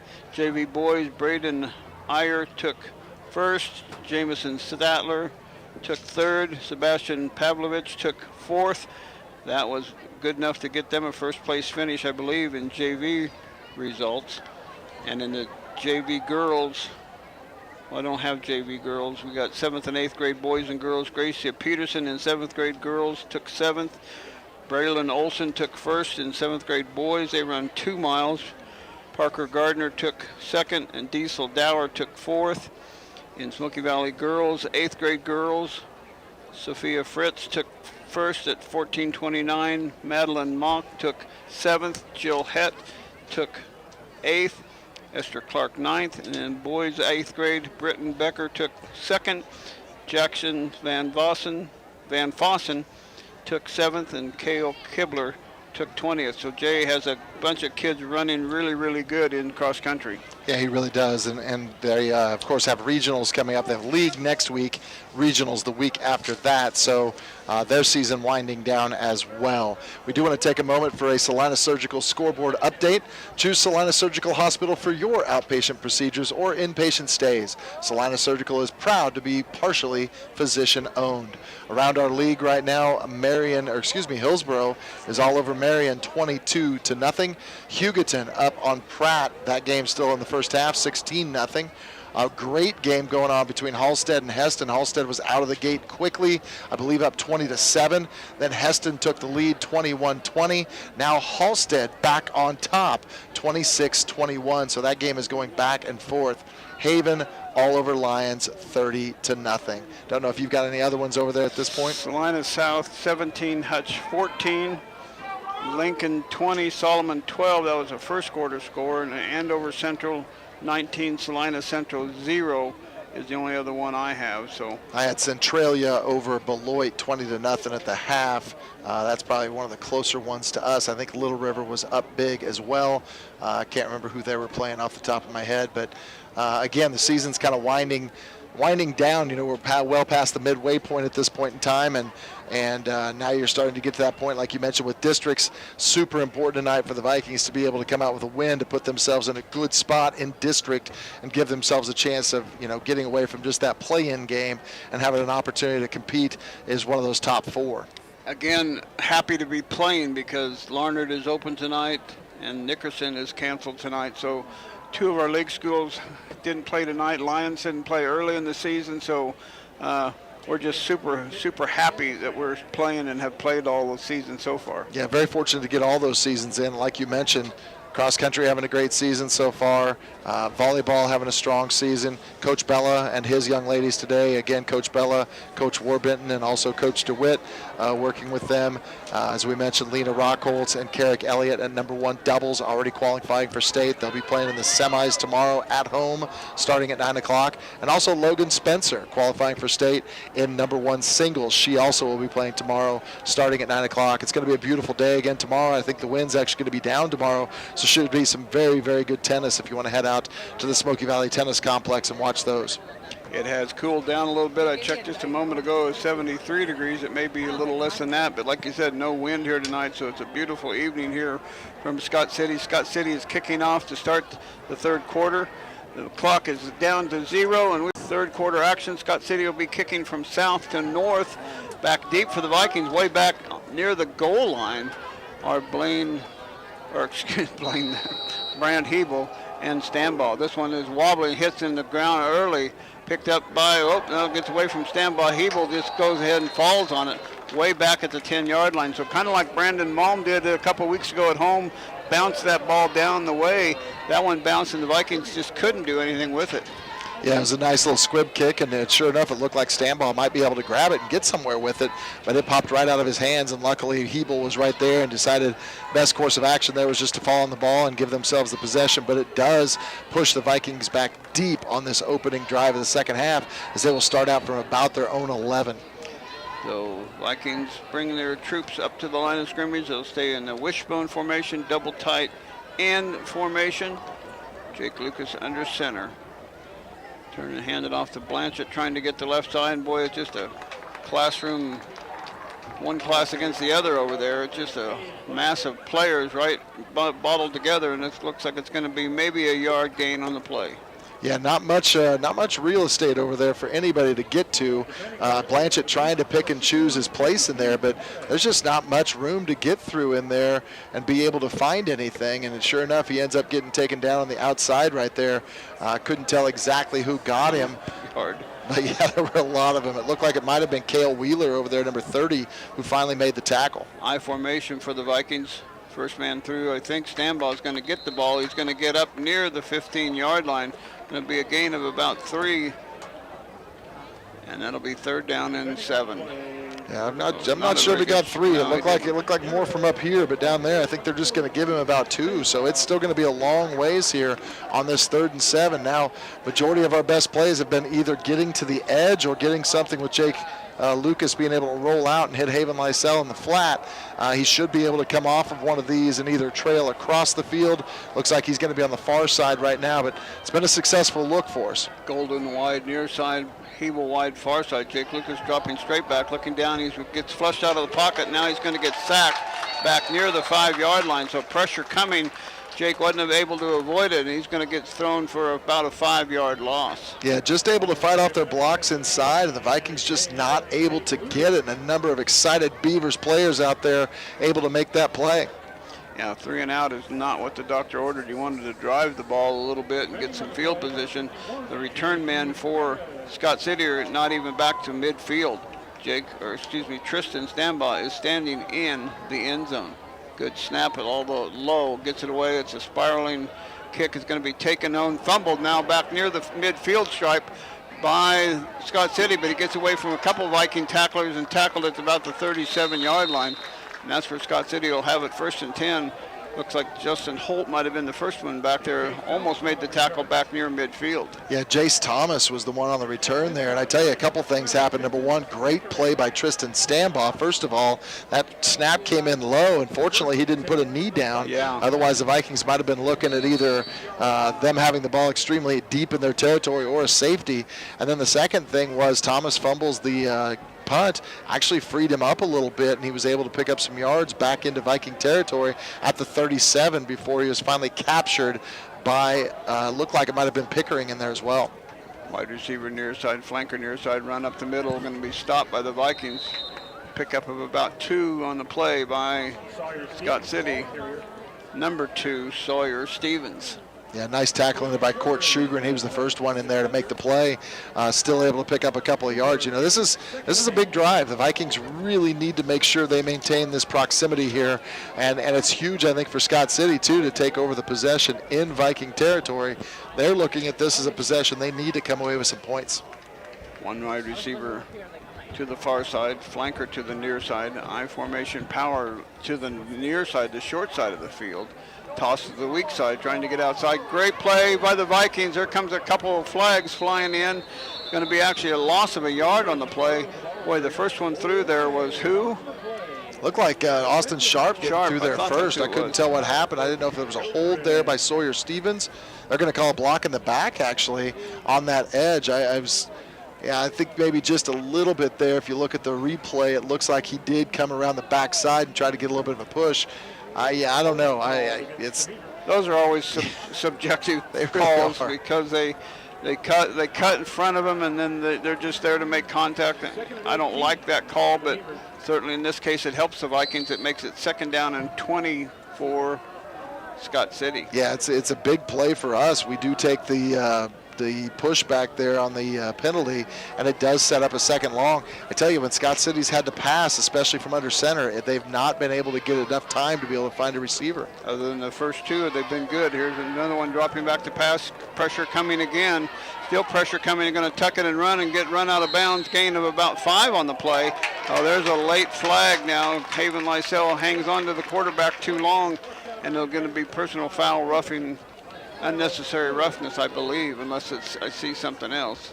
Yeah, I see it. That's a tough play right there. You know, I even said the other one, I didn't necessarily think it was a penalty on Scott City, and that time Haven Lysell Stewart gets a hold of his tackler there in the field of play, rides him out of bounds, but he's already got contact outside the field of play, and I mean, you can't just tell a kid, hey, you're just going to let up. So that's a really tough call, I think. Yeah. Personal fouling out. That's what it's going to be. They're going to back the Vikings up 15 yards, so it's going to go inside the 25-yard line. Yeah, tough call on a play that's so subjective. It'll go right at the 25-yard line. So that's where Scott City will have it. 1st and 10. It is enough to get the first down. So he had him. Oh, it's going to be pass. Going to take it down 2 yards past that mark. So going to be at the 23-yard line. Viking defense really needs to stiffen here. Yeah, that's a tough one because you had them pinned back. It would have been 3rd and long, probably at least 14 or 15 still for the first down. Instead, that turns it into a 1st and 10 inside the 25. Split backs in the backfield, power to the right side, going to pass it, hand it off right to the running back who's done such a good job, Thomas, and he gets threads through there. It's one of the first plays that's gone very much yardage up the middle. It really was, and he really had to kind of slither through there at the last second. It looked like there was just a large cluster of individuals in the middle, and somehow Thomas was able to squirt through, and he does pick up a nice gain. Looks like gets at least 6, almost 7 on the play, and it's going to bring up 2nd and maybe a long or short 4. Yeah, we'll call it short 4, 2nd down and 4 here with 8:11 and counting here in the 3rd quarter. Still 7-0. Scott City scored on their first possession. Now we got a timeout for equipment or something.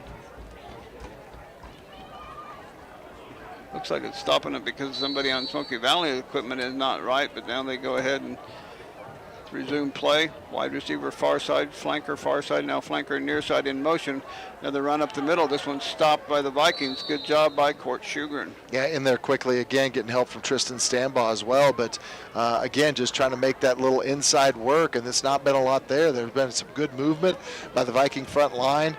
This brings up 3rd and about 2, maybe 3 here on this play. Got 2 and got 2 left. 3rd down and 2, we'll call it here. Mid-3rd quarter, Vikings wanting to keep Scott City out of the end zone as they trail 7-0. They'll break huddle and put 2 receivers out to the near side. Strength is to the near side. They're right in the middle of the field. Man in motion to this side now, toss to this side, trying to get it through there. Here comes Jake Lucas. Oh, he can't make the tackle. First down yardage and more inside the 10. Scott City is in the New Horizon CBD red zone. State licensed New Horizon CBD can help you get your health over the goal line with their fantastic array of CBD products. 1st down and 10 at the 7-yard line. Yeah, nice run there, and you're right. A good opportunity at the beginning of that play for Jake Lucas. He really strung it out, had an opportunity for the first hit there on Farrow. Instead, he was able to cut inside of Jake, and what looked like it might be a loss on the play ends up being a nice gain as he takes the ball down near the 5-yard line. That gives them a 1st and goal here with a great opportunity with 4 downs to get in the end zone. Unbalanced to the far side, going to the far side. Good effort by the Vikings. That time, Tristan Stambaugh trips up the running back way back near the 10-yard line, so it's going to be 2nd down and goal from the 10. Yeah, beautiful quick play there by Stambaugh from his outside defensive end position. Got right inside. Looks like they kind of slashed inside. He found the guy with the ball and was able to take down number 14, Jace Thomas, for a loss. And as you said, pushes him back to the 10-yard line now. Again, big opportunity for the Vikings here to get a stop. Obviously, they have a kicker that's good enough to kick a field goal, which would be a help to them, but we'll see if we can drive them back even farther. Wide receiver to the near side, flanker near side, double flanker actually each way. Turn and hand it off on the inside counter, and that's going nowhere. Good job by Holt and Shugren and Lucas. Yeah, all three of them did their jobs right there, stayed exactly where they needed to be. You're exactly right. Right at the snap, they run that little counter look, fake the ball up the right side, take it to the left side. This time they were all over Farrow, and he's not able to gain an inch, and it will still be 3rd and goal from the 10. 3rd and goal from the 10 with 5:45 left to go here in the 3rd quarter. They need a big play. They're going to send all the receivers out, 3 to the near side, 2 to the far side. This hasn't been a successful down and distance for them. We'll see what the Vikings do here near the goal line. Now they're going to move back and put 4 receivers to the near side. Now they're going to call timeout. We'll step aside as well. Scott City knocking on the door of the Vikings goal line. 7-0 still the score back after this 30-second timeout.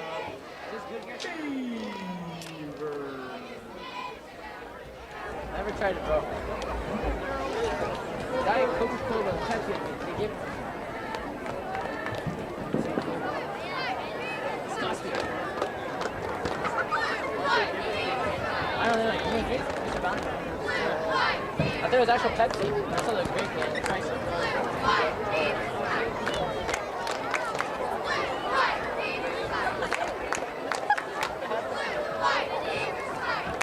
Ugh.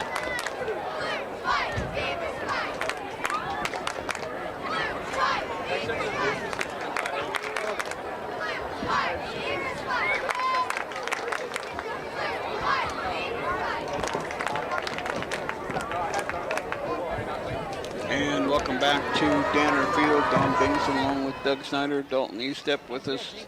Mike Rose doing live.smokyvalley.org. Jared Bass doing the controlling and producing back at the station. We got a long list of big help.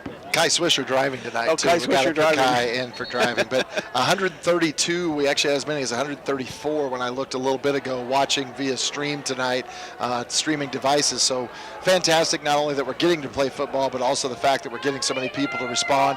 Again, it's so great that we're able to provide this and at least give people the opportunity to watch back home. Well, they really spread the field out. 2 receivers way to the very edge on each side. Now man in motion to the near side.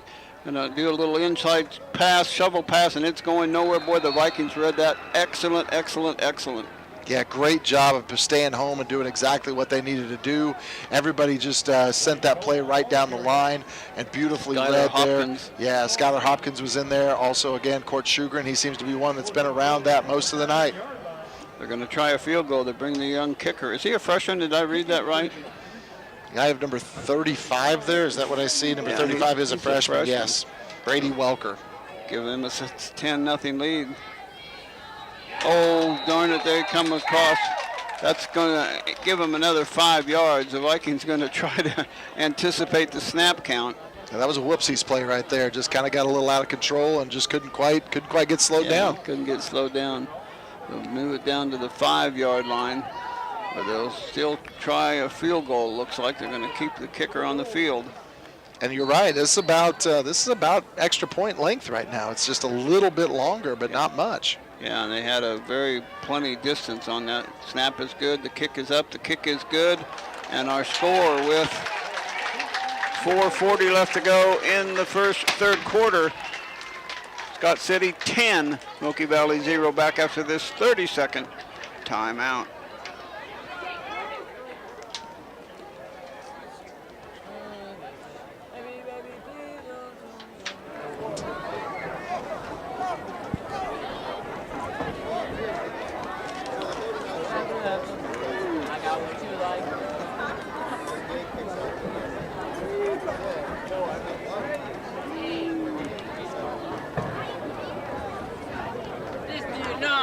No.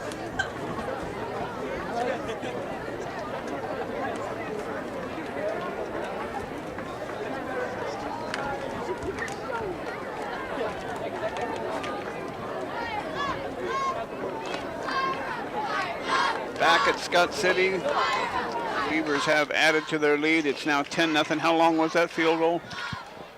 29. So 21 yards, is that right? 21-yard field goal. Again, that was a big possession right there because that really pushes back the time of possession there into the favor of Scott City as they were able to, again, have a nice drive there and do a nice job finishing off that play. Scott City to kick it off again. Last time they kind of kicked a line drive kick, a kind of a squib type kick that the Vikings couldn't get control of, and they started their possession near the 10-yard line. We certainly hope they do a better job this time. This is high and in the air. Sandball's going to come up and take it about the 15, right straight north to the 20, and wrapped up about the 23, well, now up to the 30-yard line. So good return by Tristan Stambaugh. Yeah, again, just digging there. We need to put together a drive here. So important to get this drive going. Looks like we have a cramp out there. And again, it is one of those very hot, humid nights out there. Definitely one of those nights where you're going to see a little bit of cramping and stuff like that.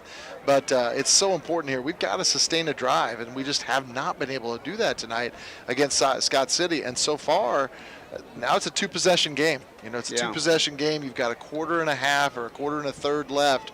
You really got to get out there and get something done here on this drive. Yeah, we haven't sustained a drive all night. We've mentioned that Jake Lucas intercepting that ball in the first quarter got the Vikings in good field position, but we couldn't do anything with it. We'll see what they can do now. 1st and 10 at the 30-yard line. In motion is Brant Hebel to the far side. Dropping back to pass, looking down the middle for Haven. He's got it at the 45-yard line up to the 46, so 15 or 16-yard pass play on first down by the Vikings. The Vikings going to open it up a little bit. Yeah, it was a nice play. You know, we've run that wheel route a couple of weeks in a row. You know, last week we were able to hit a big pass to Brant Hebel on that one across the backside, and Brant did the same thing this time. They played the outside really well. Instead, that left Haven Lysell Stewart right down the crease there. He was able to pick up a first down, nice catch, and the tackle by Tarango. Wishbone formation for the Vikings, 1st and 10. And look, rolling out far side, and Stambaugh can't make the catch. Boy, the minute he touched the ball, somebody hit him right in the midsection. Good defense by Scott City. 2nd down and 10. Yeah, he was popped immediately as soon as that ball, you know, made an effort to get up in the air, and he was hit almost simultaneously to that ball arriving there. I think that might have been number 14, if I'm not mistaken, Jace Thomas in there on the contact. Yeah, it's hard. We talked about they wearing these blue camo on Military Appreciation Night, and it is hard to read the numbers. They're kind of a silver number and a silver and white camo outfit, and it's a little difficult to read from the other side of the field. Kai Swisher did bring me some binoculars, but it's hard to use them and still broadcast at the same time. 2nd down and 10 for Smoky Valley. Wishbone formation. Toss to Blanchett, trying to get to the outside. Got a little bit of crease down to up to the 50 and across midfield to the 48-yard line. So pick up of about 7 on the play, 6 or 7, and it'll be 3rd and short for the Vikings. Yeah, I haven't called Blanchett's number a lot tonight. Just has not been a lot of opportunities there to get him the football. And this time he was able to get into a little edge there. Got a nice outside block by Hebel and an inside block by Stambaugh. Finally frees him up and makes this into a manageable, 3rd and about 5 for the Vikings. Ends up with the spot being 3rd and 5. Wishbone formation double tight for the Vikings, who just got across midfield with 3:25 now to go in the 3rd quarter.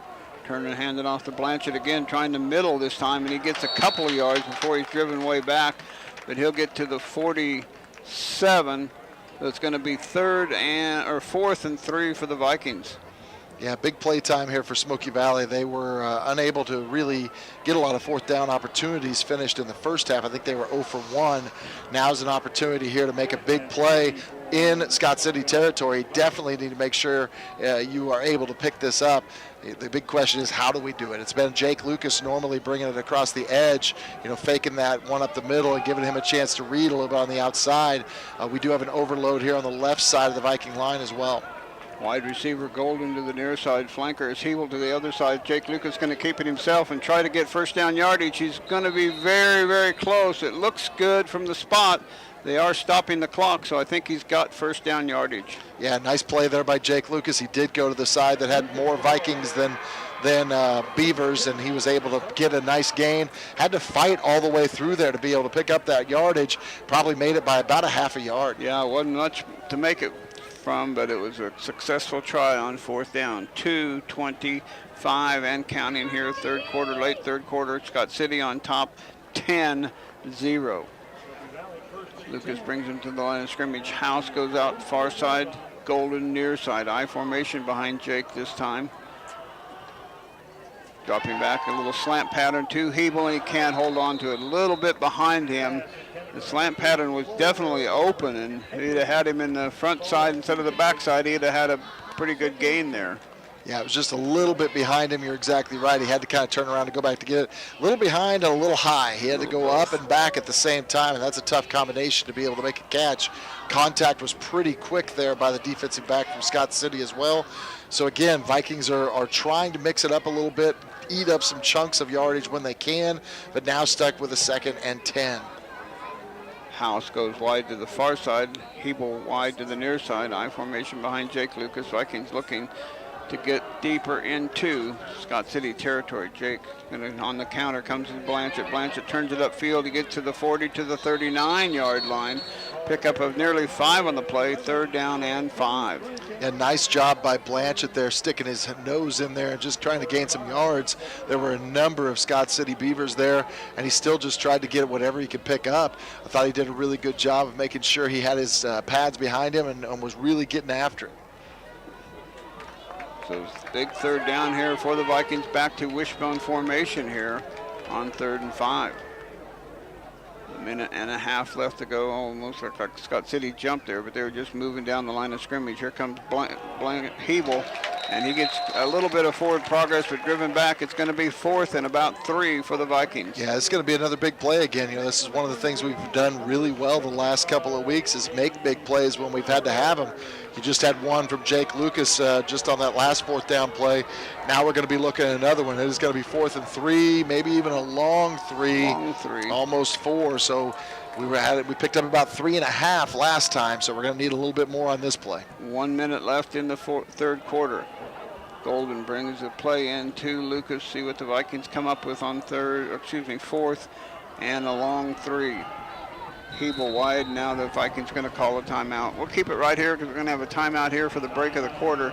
Again, thanking our sponsors, Harry Malari, Smoky Valley Booster Club, C&L Heating and Cooling, Art Shirt, Farmer State Bank, Christian's Funeral Home, Dower Welding and Machine, Bank of Tesket, Lindsberg Family Dental Care, Dr. Darrell Loader, Smoky Valley Chiropractic, Arn Reinert CPA, Midway Motors, Gallant Tire and Auto, People's Bank and Trust, Farm Bureau, Mari Loader, Caldwell Banker Realty, Old Stuga, and Liz Nahodney at Lindsberg Realty.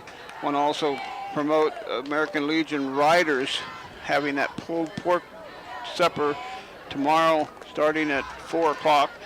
Got pork to sell for $15 a pound, or 2 pounds for $15, meals for $9, and starting at 4 o'clock until they're sold out. So go down and support the American Legion Riders, Sons of American Legion at the American Legion in Lindsborg. A lot of things to do tomorrow. You got 9 a.m. tennis, regional tennis going on at the high school tennis complex.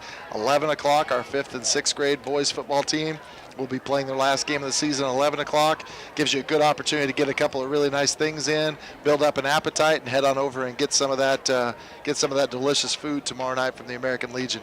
Some scores to update at the half. Inman over El Saline 35-0. Pittsburgh 20, Minneapolis 8 at halftime.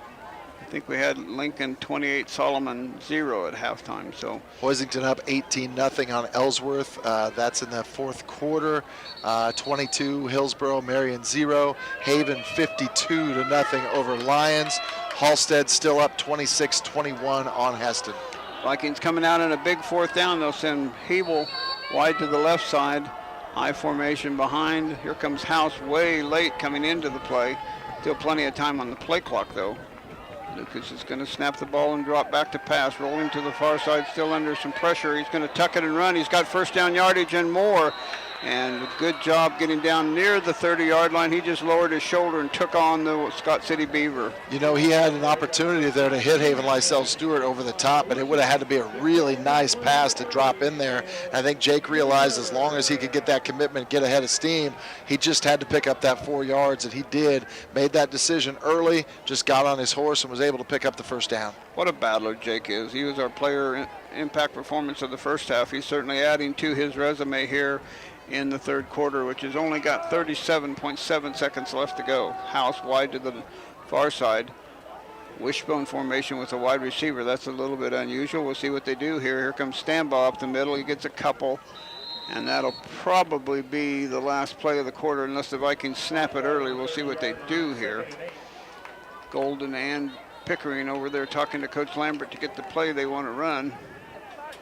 They got 2 on that one, 2nd down and 8.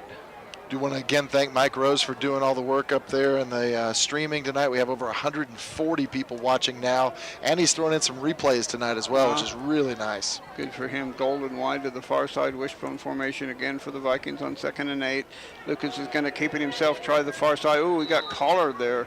Kind of a, and he almost got his head taken off, and that will end the 3rd quarter. 10-0 in favor of Scott City. Back after this 1 minute timeout.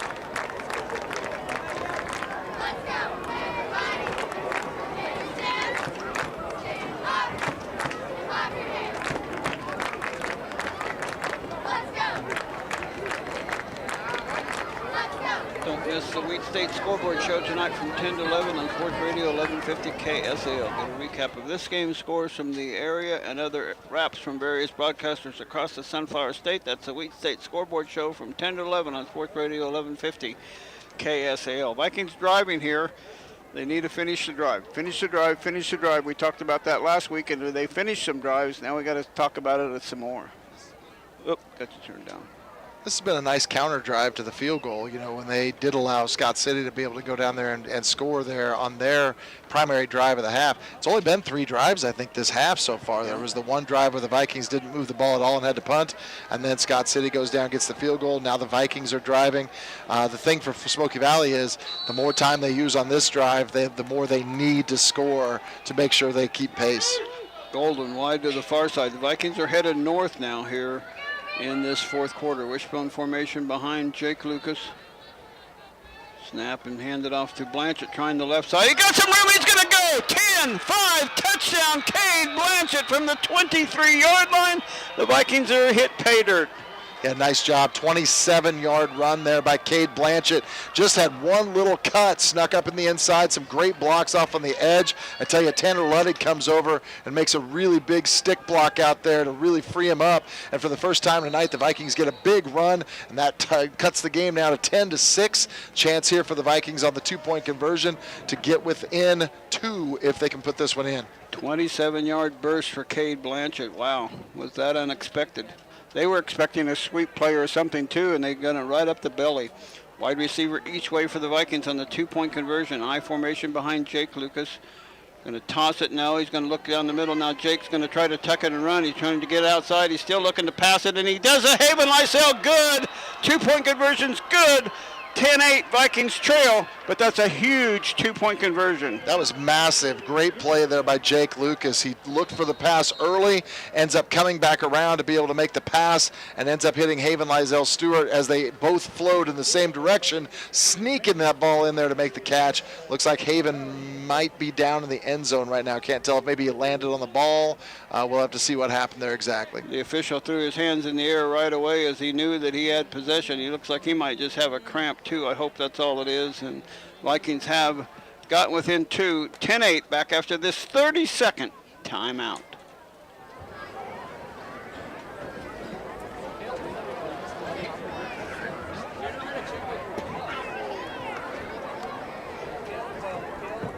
Oh, good. I'm glad I did. I didn't want you to be sleeping.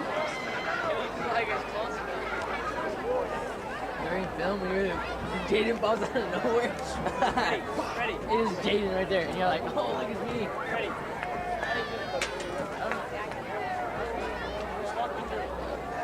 Someone's like menu or something like that. And what pops up? Yeah.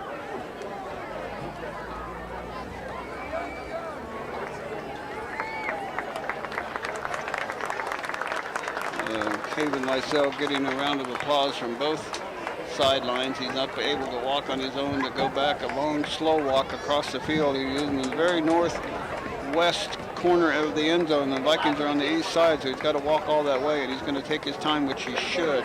But the Vikings put together a 12-play, 70-yard drive and score on the first play of the fourth quarter now and cut the lead to 10-8. That was good thing we said finish the drive, finish the drive, finish the drive. Well, we said finish the drive and that they had to score quickly, and boy, they just decided to do it the first play of the fourth quarter, and that changes everything right now. Now it's suddenly a one-score game. You know, if you can get a stop right here on Scott City, you're back in the driver's seat as far as being able to go down there and get the ball in the end zone and possibly have the opportunity to add another 2 on top of that, to where if you can go up 16-10, now you put the pressure on Scott City not only to score, but then they would also have to get an extra point to be able to win the game. Well, what about even holding them to another field goal, and then you still have that 1-point advantage, so a 2-point conversion was huge, and we'll see what happens here. Brandon Malm ready to kick it off for the Vikings. Scott City deep, about 2 receivers about the 20-yard line, 1 about the 10. See what Brandon does. He's been pretty good at kicking those line drive type kicks too. 10-8. Vikings trail only by 2 now here in early stages of quarter number 4. This is a high booming kick that goes back near the goal line. Taking it is Taranka. And he goes back, and Stambaugh misses the tackle and then driven out of bounds about the 26 or 27 yard line. And that's where Scott City will take over the wide receiver Tarango. I'm sorry, I pronounced that wrong. Tarango with the return. Yeah, good return. Deep kick that time by Brandon Malm. He sent it all the way back to the 5 before he was able to bring it in. Decent return coming out of that by Taranga as he's able to get the ball back out to the 27, 28 yard line, really giving him some space and some distance. You know, you made the comment we could give up 3 here. If we do, it's got to be quick because we don't want to let them take up a lot of time on these drives.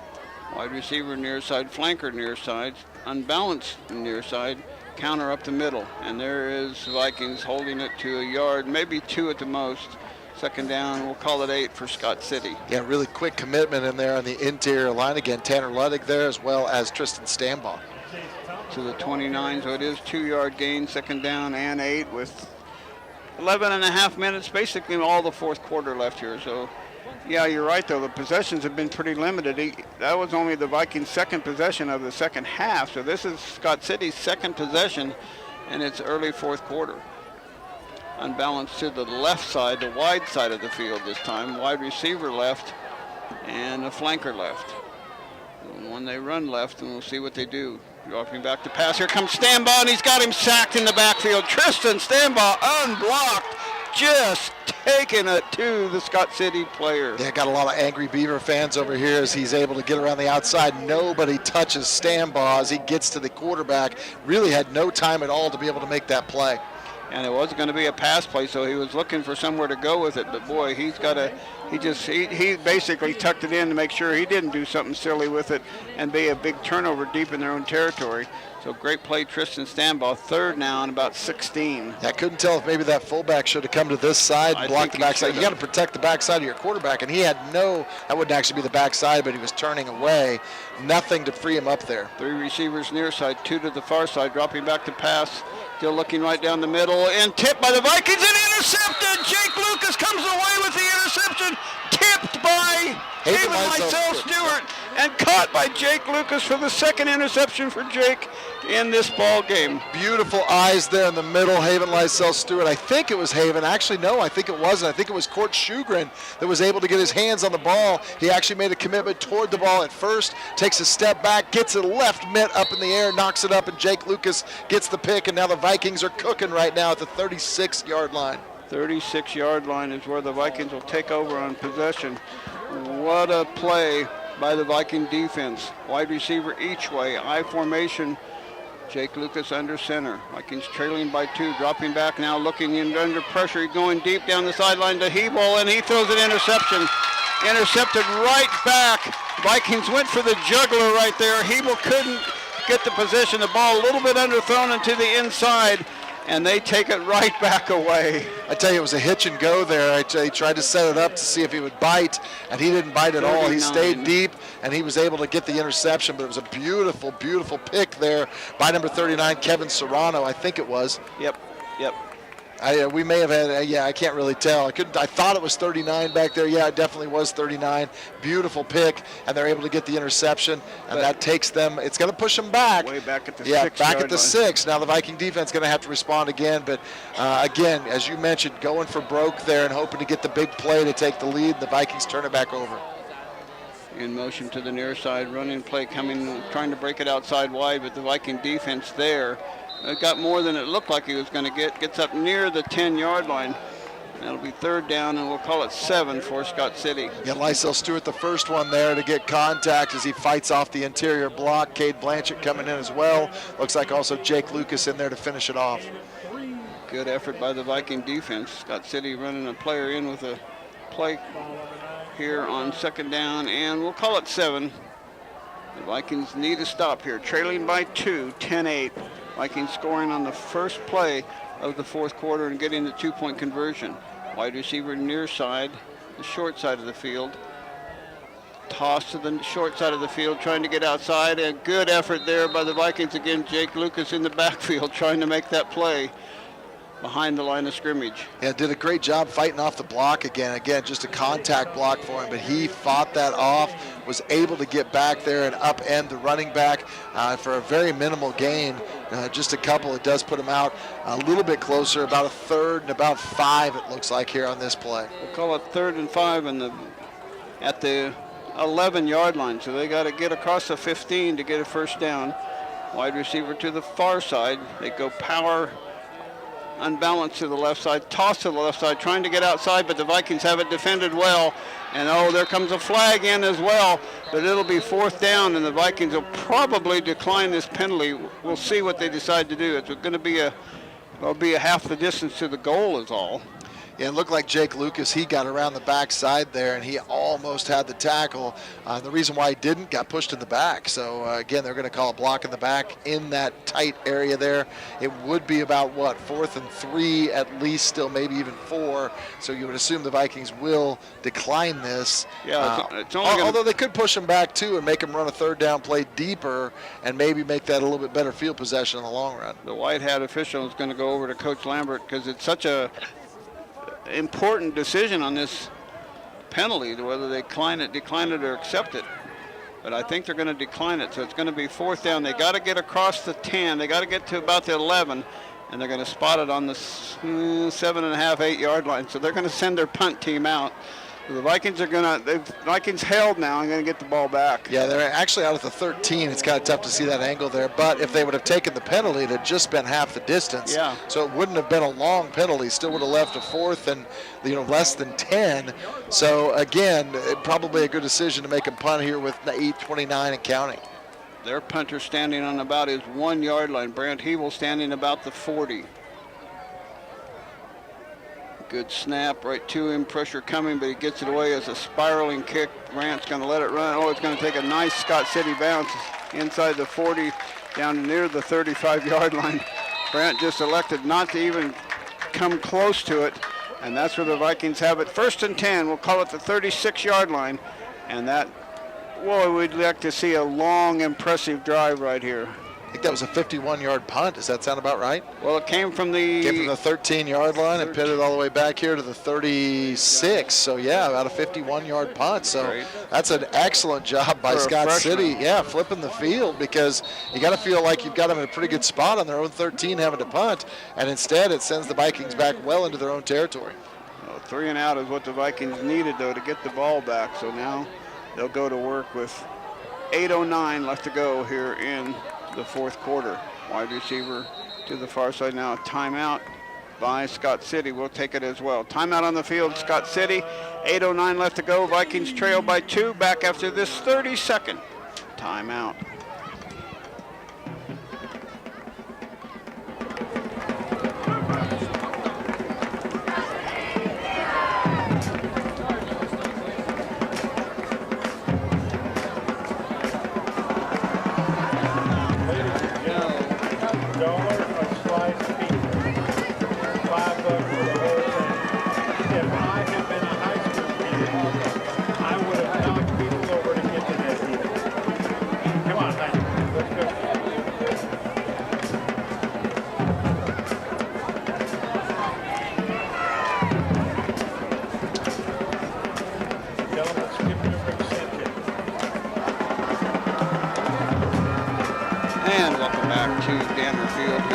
Scott City, Kansas. Don Banks along with Doug Snyder, Dalton East helping us, doing a great job with statistics for us. Mike Rose doing a great job with live.smokyvalley.org, and Jared Bass doing a great job of producing engineering back at the station. And Kai Swisher does such a great job in driving for us. And he even bought us supper tonight. What a nice guy. He did a pretty good job driving. I mean, yeah, he did okay. 159 devices watching right now back home or in Scott City. We don't know where, wherever. I saw we had someone at least from North Carolina out there watching as well tonight. So good to get those things out and about and a lot of people watching. It's been another great game. A lot of excitement, especially in the second half.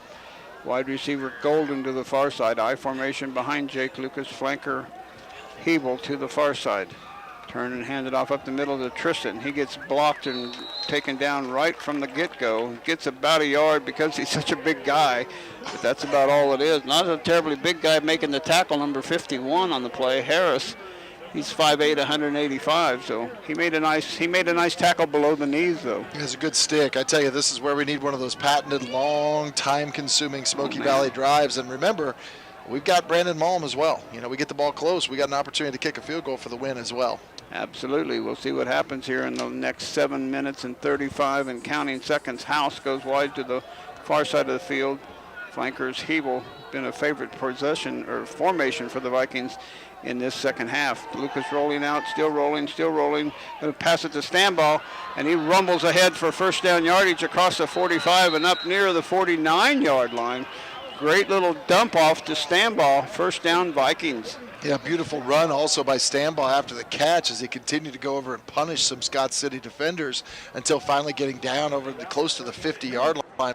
But again, a nice read. They like that formation because they can get some blockers out in front of Lucas and give him an opportunity on it. This time he had Stanbaugh open and a nice first down. I thought he was going to run it, tuck it and run it, but he chose not to. Blanchett, Hebel, and House go out to the far side. Lysell out wide to the near side. Shotgun formation for Lucas with Stanbaugh behind him in the backfield.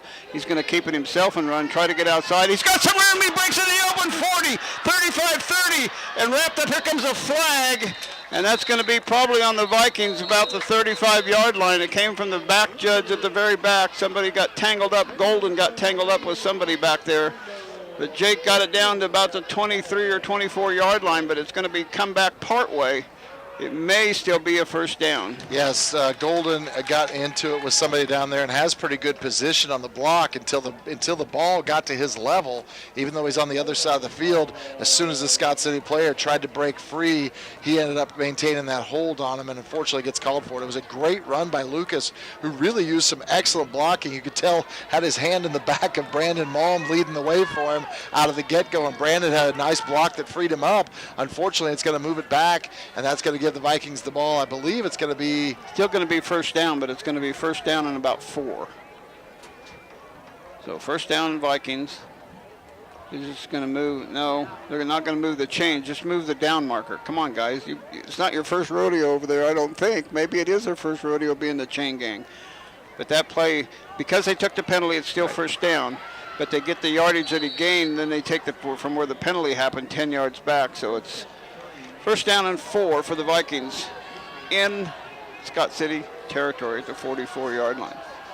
Wide receiver each way for the Vikings. I formation behind Jake Lucas. The turn and hand. Sambaugh's going to get it the first person in there, and he's going to get a yard, maybe 2 at the most. He's not going to get a first down, but it's going to be second down and a short 2. Yeah, that was actually a keep by Lucas. Oh, was it? Yeah, faked that ball right up the middle. It was a really good fake. Really good fake. He did a great out. job and actually ends up bringing it around the left side here. Unfortunately, not a ton of room. I think he only picks up, like you said, about a yard. But again, the Viking front line starting to finally maybe find a little bit of a crease there to be able to free up some runners on this outside edges. Vikings driving here in this mid-4th quarter, trailing by 2, 10-8. Golden wide to the far side. Flanker is Hebel to the far side. Tight end is Haven Lysell to the near side. I formation behind Jake. Here comes Stanbaugh running. He gets to the 40. He gets to the 39. First down yardage, Smoky Valley. Move the chains with 5:35 left to go in the 4th quarter. A nice hard-nosed running by Stanbaugh. Again, it was simply second and short. driving those legs in that front line of the Vikings. Again, getting a nice push. Mom, Bean, Ludwig, Shugan, Hopkins just doing a tremendous job. And freeing them up for a first down. This is that drive we talked about where clock's ticking, as now we're under 5:25 to play. And the Vikings keep moving the ball. Wide receiver each way for the Vikings. I formation behind Jake. Turns and fakes a handoff, going to roll out far side, still rolling, going to dump it off to Haven Lysell. He gets wrapped up and going to get a couple yards maybe on the play. Good defense by the Scott City Beaver. Yeah, it was. He ends up acting like he's going to block and then shifts out of that block. The second line defender there did a really nice job of reading that play and is able to make the tackle. I think that was number 40 out there, Carson Farrow, who made the tackle. Or 39 Serrano. I couldn't tell which one it was, but they did. They were the one being blocked, and they certainly went with the play and took a good job. 4:40 left to go, fourth quarter. Second down, we'll call it 9 for the Vikings. Wishbone formation, double tight on this play. Turn and hand it off to Stambaugh, the middle guy, and he's going to get down to the 35-yard line where it'll be third down and 6. Yeah, just grinding again, getting the ball inside, picking up 2 or 3 yards every time, just pounding it. Again, you're looking at about 3rd and 6, so if the Vikings can pick up, about 3 per play here, they're still going to pick up that first down just a little bit at a time and using time off the clock. House goes wide to the near side. Wishbone formation on 3rd and 6. Turn and hand it off to Hebel. He's going to try the right side. He's got some yardage, and he's going to get a couple maybe. It's going to make it a big fourth down and about 3. Yeah, 4th and about 3, probably a long 3 Maybe 4, along the yeah. way there. But, I feel like this sets up, again, those one of 2 plays. You got to get Jake Lucas rolling out, or you've got to get Jake Lucas coming off the edge. It's been their best plays at being able to free up that fourth down look. Earlier they ran that rollout where Jake could read it and just sprint. You've got a big side of the field over here. I wouldn't be surprised if you see a fake and a roll. Wishbone formation for the Vikings on 4th down. Oh, there they jumped. Oh, they didn't jump. Now the Vikings jumped. So they wanted the call to go against Scott City. They jumped, but they didn't break the plane of the neutral zone. Coach Lambert bending the official's ear over there on that sideline. He wanted to jump, but he didn't get it. And now the Vikings will be backed up. It's going to be 4th down and 9.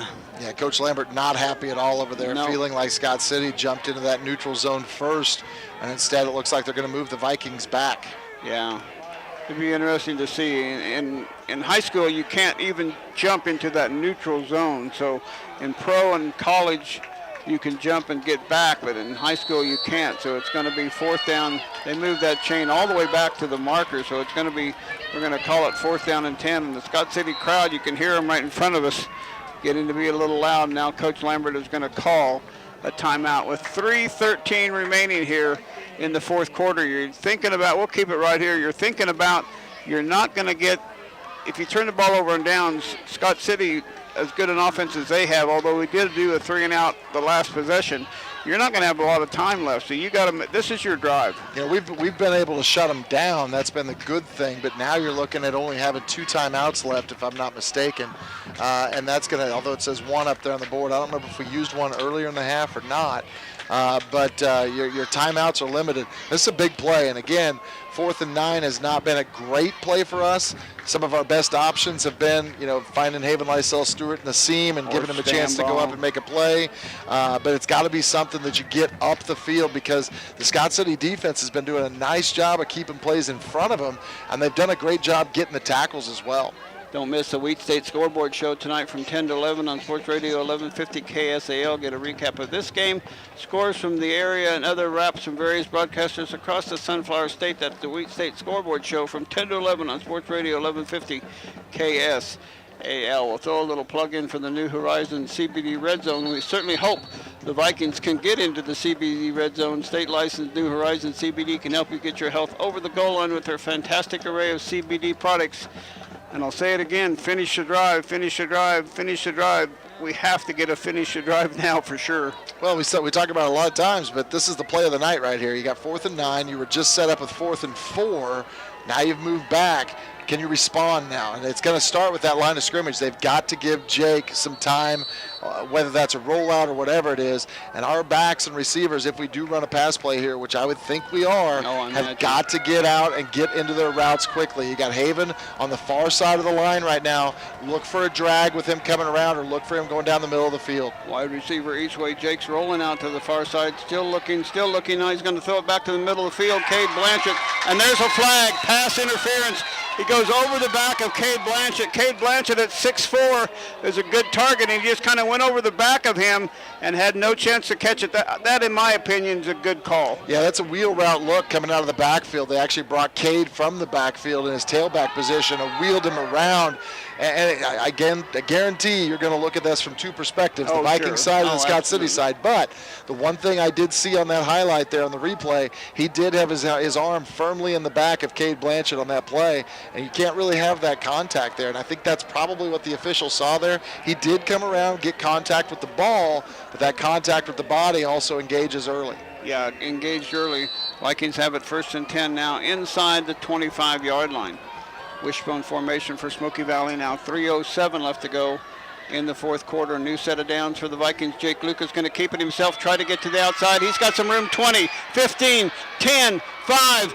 Touchdown, yes! Touchdown Smoky Valley from the 24-yard line, Jake Lucas. What a great run by Jake, faking that play up the middle and then taking it around the outside. Had to fight off of a couple of Scott City defenders there, breaking tackles around the outside. Beautiful stiff arm, and then right at the end, just lowering his head and taking the ball into the end zone for the score. And the Vikings go on top for the first time in this game with a 14-10 lead.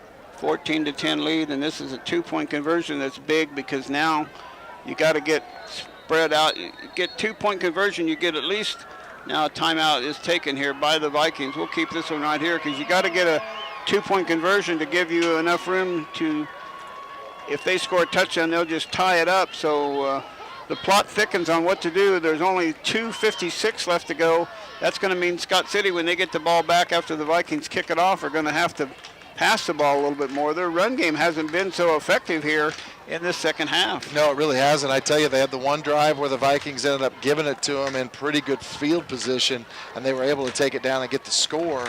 But really, they haven't had the ball a whole lot. Neither team has here in the second half. For the most part, it's been just a battle of attrition out there as far as each team having turnovers. the ball. And turnovers. Each team having the ball for either long possessions or turning the ball over and quick plays happening. But right now, the Vikings are in the driver's seat. We said that score and the 2-point conversion proved to be really big. This gives them the opportunity to go up by a full touchdown. Either way right now, you've got to get a touchdown to at least win it. But now if we can put it in, the touchdown only ties it. And then they would still have to get the extra point to get the win. Yeah, it'll set up a wild last 3 minutes, but the Vikings certainly taking their time out of the timeout.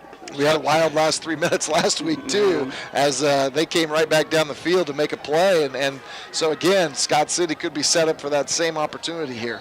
So, extra point, 2-point conversion coming up for Smoky Valley. They'll go wishbone formation. Golden will be wide to the near side. Jake under center.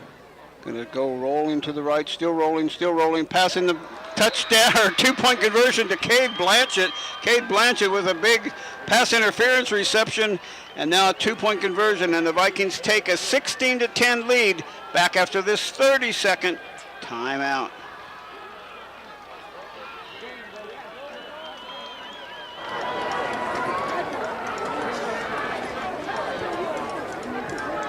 Yeah, no kidding.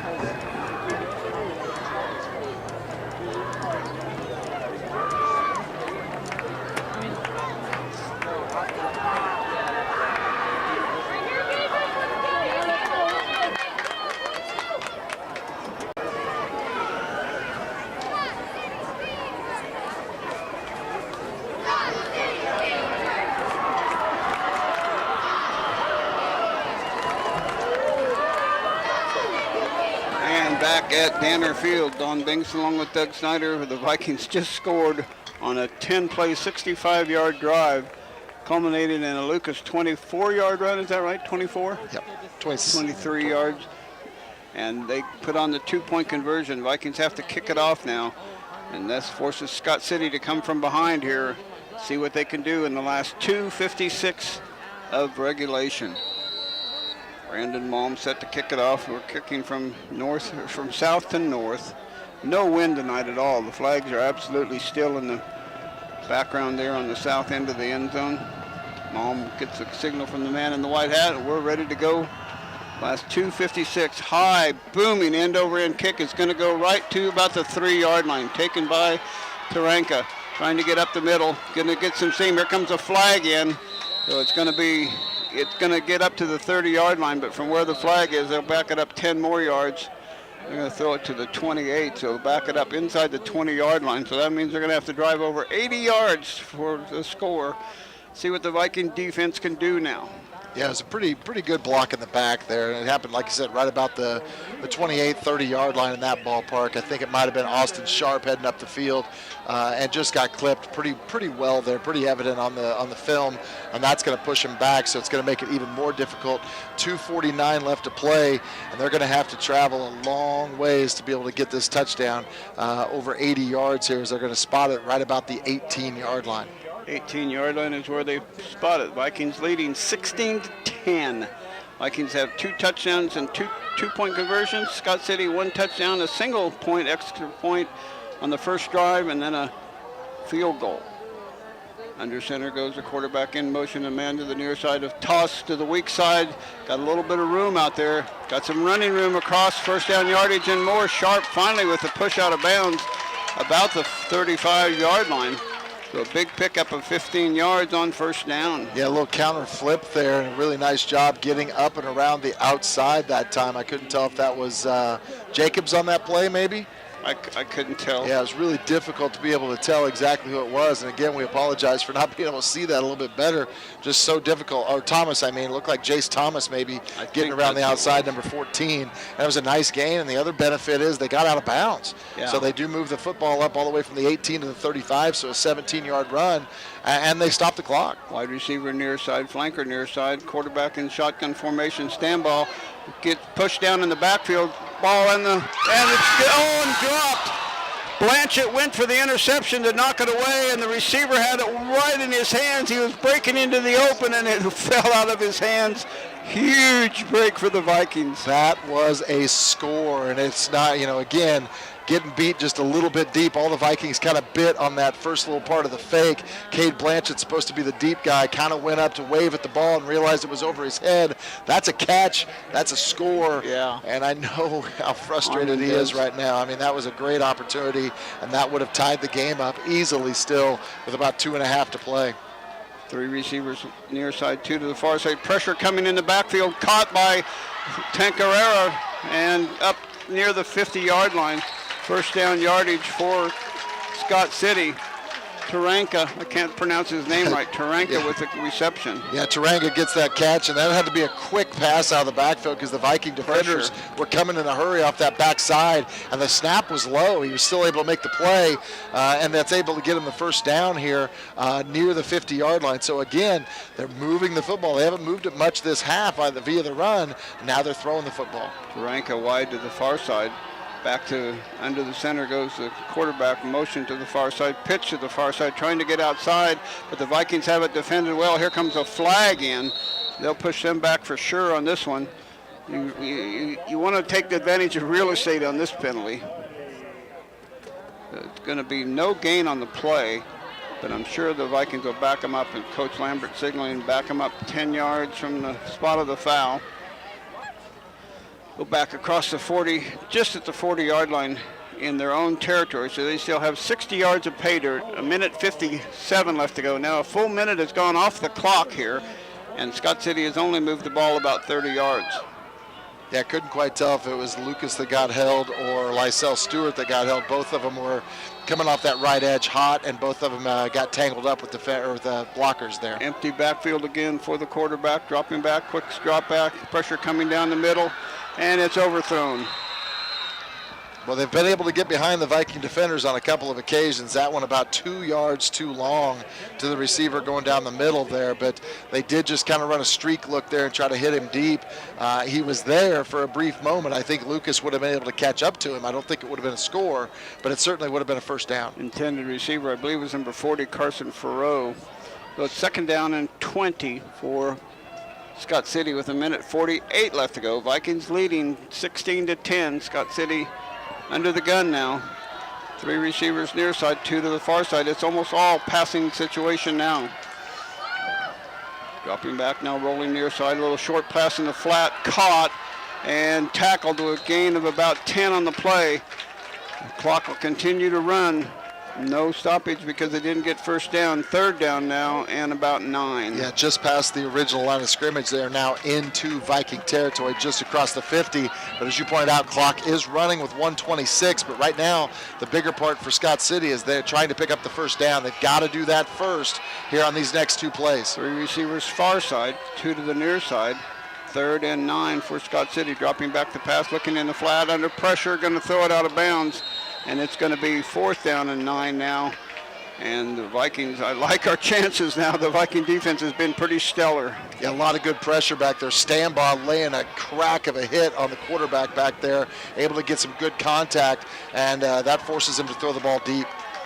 So 4th down, you're right. They got to pick up the first down now with 1:09 left to go. They still have a timeout in their pocket, but it won't matter if the Vikings can come up with a 4th down stop. 4th down and 10. King, the quarterback, going out to tell his troops where he wants to go. 3 receivers to the far side, 2 to the near side. First ever meeting between Scott City and Smoky Valley is a doozy. Pressure coming from the Vikings. Going in the flat, caught. First down yardage, no. I think he might be across. He's up to the 40. I think it's going to be a first down. Well, very, very close. Scott City players on the sideline think they have it. And the white hat man says, yep, they do. 1:03 left to go. They keep their drive alive by the shortest of margins. Boy, they got it so close to being down. Hats off. Who was the receiver on that one? Number 39 was the receiver. I tell you what, he did so well right there was reach the ball across that 40 as he was being thrown out of bounds. And that was Serrano there picking it up. So new life here with 1:03 for Scott City. They're going to go back to the run, it looks like, with a flanker near side, wide receiver far side, and in motion to the short side. Toss outside, far side, trying to get outside is Thomas, and he gets a little bit of room, but he's still on his feet. Boy, he drug that one out a long way. He got about 7 or 8 yards on the play. It's going to be 2nd down and short. Yeah, 2nd and short, and that's going to require a timeout here on behalf of Scott City. Didn't feel like they could get lined up fast enough. I think that's going to be their last timeout of the half. It is, according to that. We'll keep this one right here, as they'll probably, like what you said last week, call a couple of plays in the huddle here, so you don't take a lot of time. It's got to be passing plays, so if it's incomplete, it's going to be stop the clock. If it's a first down, it'll stop the clock, so you don't have to be in such a big hurry. But it's going to be 2nd down and a long 2 here for the Scott City Beavers with 50.5 seconds left. You know, the big key for them is that King cannot take a sack. If he takes a sack, that clock's running. You've got to get everybody back in time to run the next play. You don't have that timeout. You've got to be ready to go, and you've got to make sure, like you said, you get those 2 plays called. You really can use any aspect of the field right now with the understanding that if you pick the first down up, you are able to use that time until they reset the sticks. But you got to get on the ball quickly. You know, there's 50.5. There's still a lot of time really to continue to move the ball in high school football, but you've got to get your guys to the line, get them set. Can't have anybody out of position, can't jump. You got to make sure you're able to get set and do your job. 32-yard line. They got to score 6 points to tie the game up, and then they can win it with an extra point kick. We'll see what happens. The Vikings got to hold them out of pay dirt or get an interception. We'll see what they come up with here.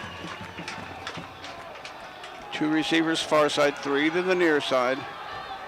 King looking over the Viking defense. Blanchett, the safety, going to go quick out in the flat. Caught, undropped. Wow. Caught and dropped by number 8. Mr. Surehands himself, Tarango. He's had a lot of good plays, but he dropped that one. He was wanting to look and see where he needed to go. Break for the Vikings, 3rd down and 2. Yeah, again, over 183 devices watching tonight. We got San Diego out there watching us tonight, and just good to have people from all around the nation here checking out some good football. And it is another great night of football here, as it's 16-10 Vikings with 47.2 seconds. 3 receivers near side, 2 to the far side, dropping back to pass. Quick out in the flat again, caught by Taranga, caught immediately by Jake Lucas, but it is first down yardage to the 25-yard line. And that's where Scott City will have it 1st and 10. You got to wind the clock pretty quickly here. Boy, there it goes. Not on the line yet. Kind of surprises me. Clock's running. You're losing about 5-6 seconds here while you try to get your set lined up. Just taking them a little while. Changing sides of the field, too.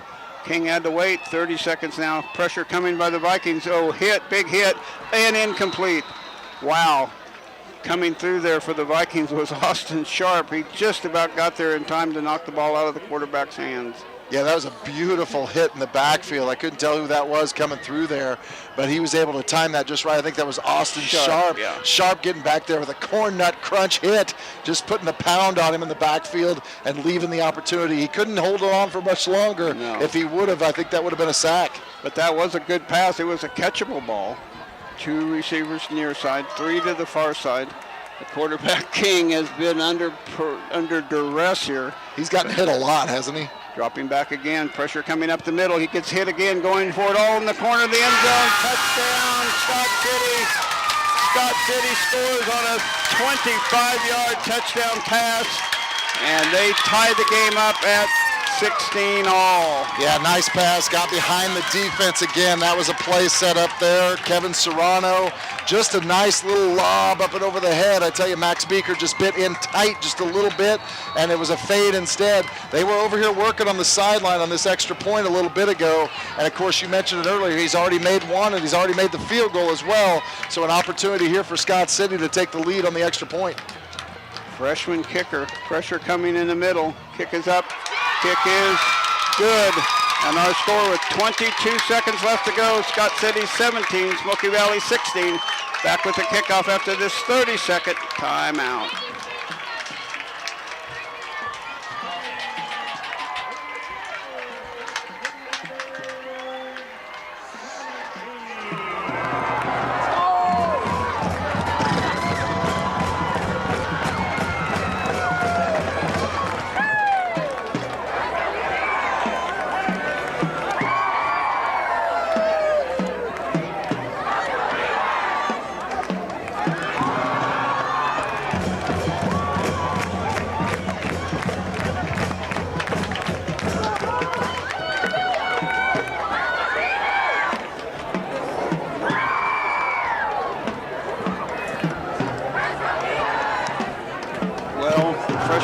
Did it. He's been a tremendous kicker all night long. 2 extra point kicks after touchdowns.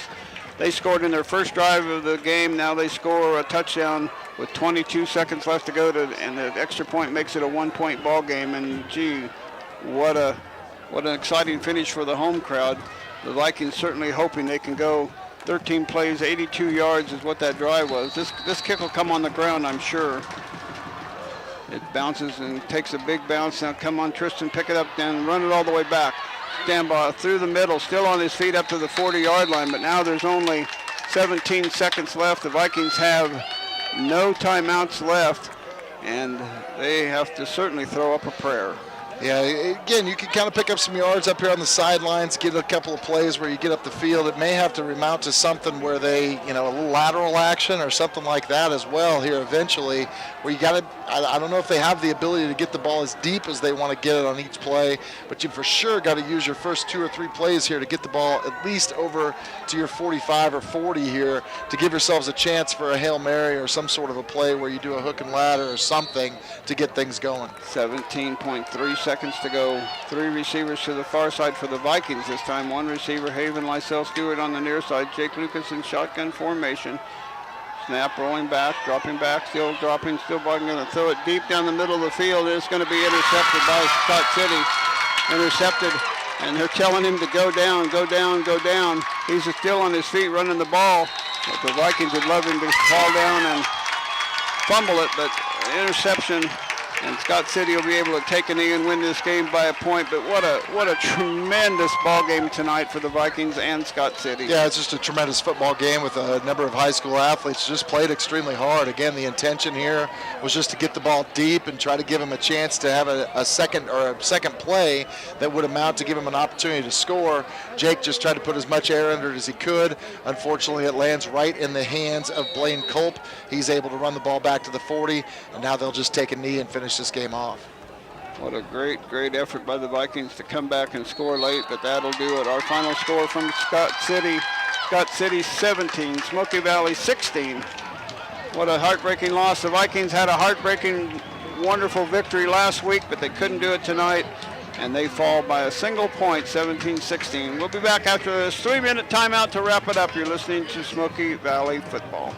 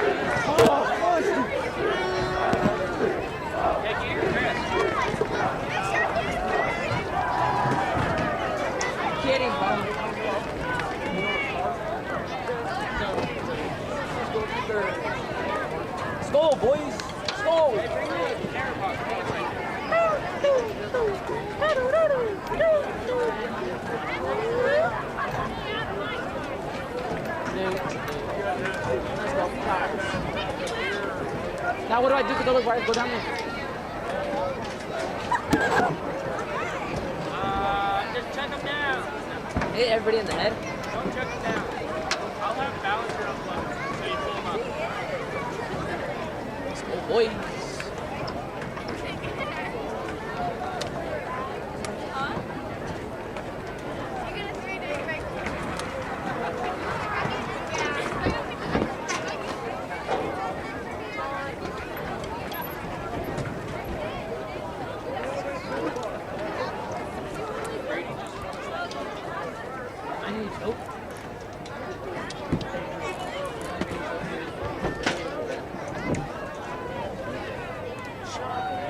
And welcome back to Scott City, Kansas. Don Binkson here for the postgame. This is the Bank of Tesket postgame show. Generations of confidence, relationships for life. Member FDIC. Ask about their new Casasa checking account in Lindsborg, Salina, Lincoln, and Tesket. Last week we celebrated a last-second victory in double overtime. Tonight we suffer a setback, 17-16. Joining us now, Coach James Henderson. I'm sure your defense allowed them to score. You're not happy, but boy, what a tremendous game the Vikings played tonight against this Scott City team. Well, we seemed like we played defense all night long.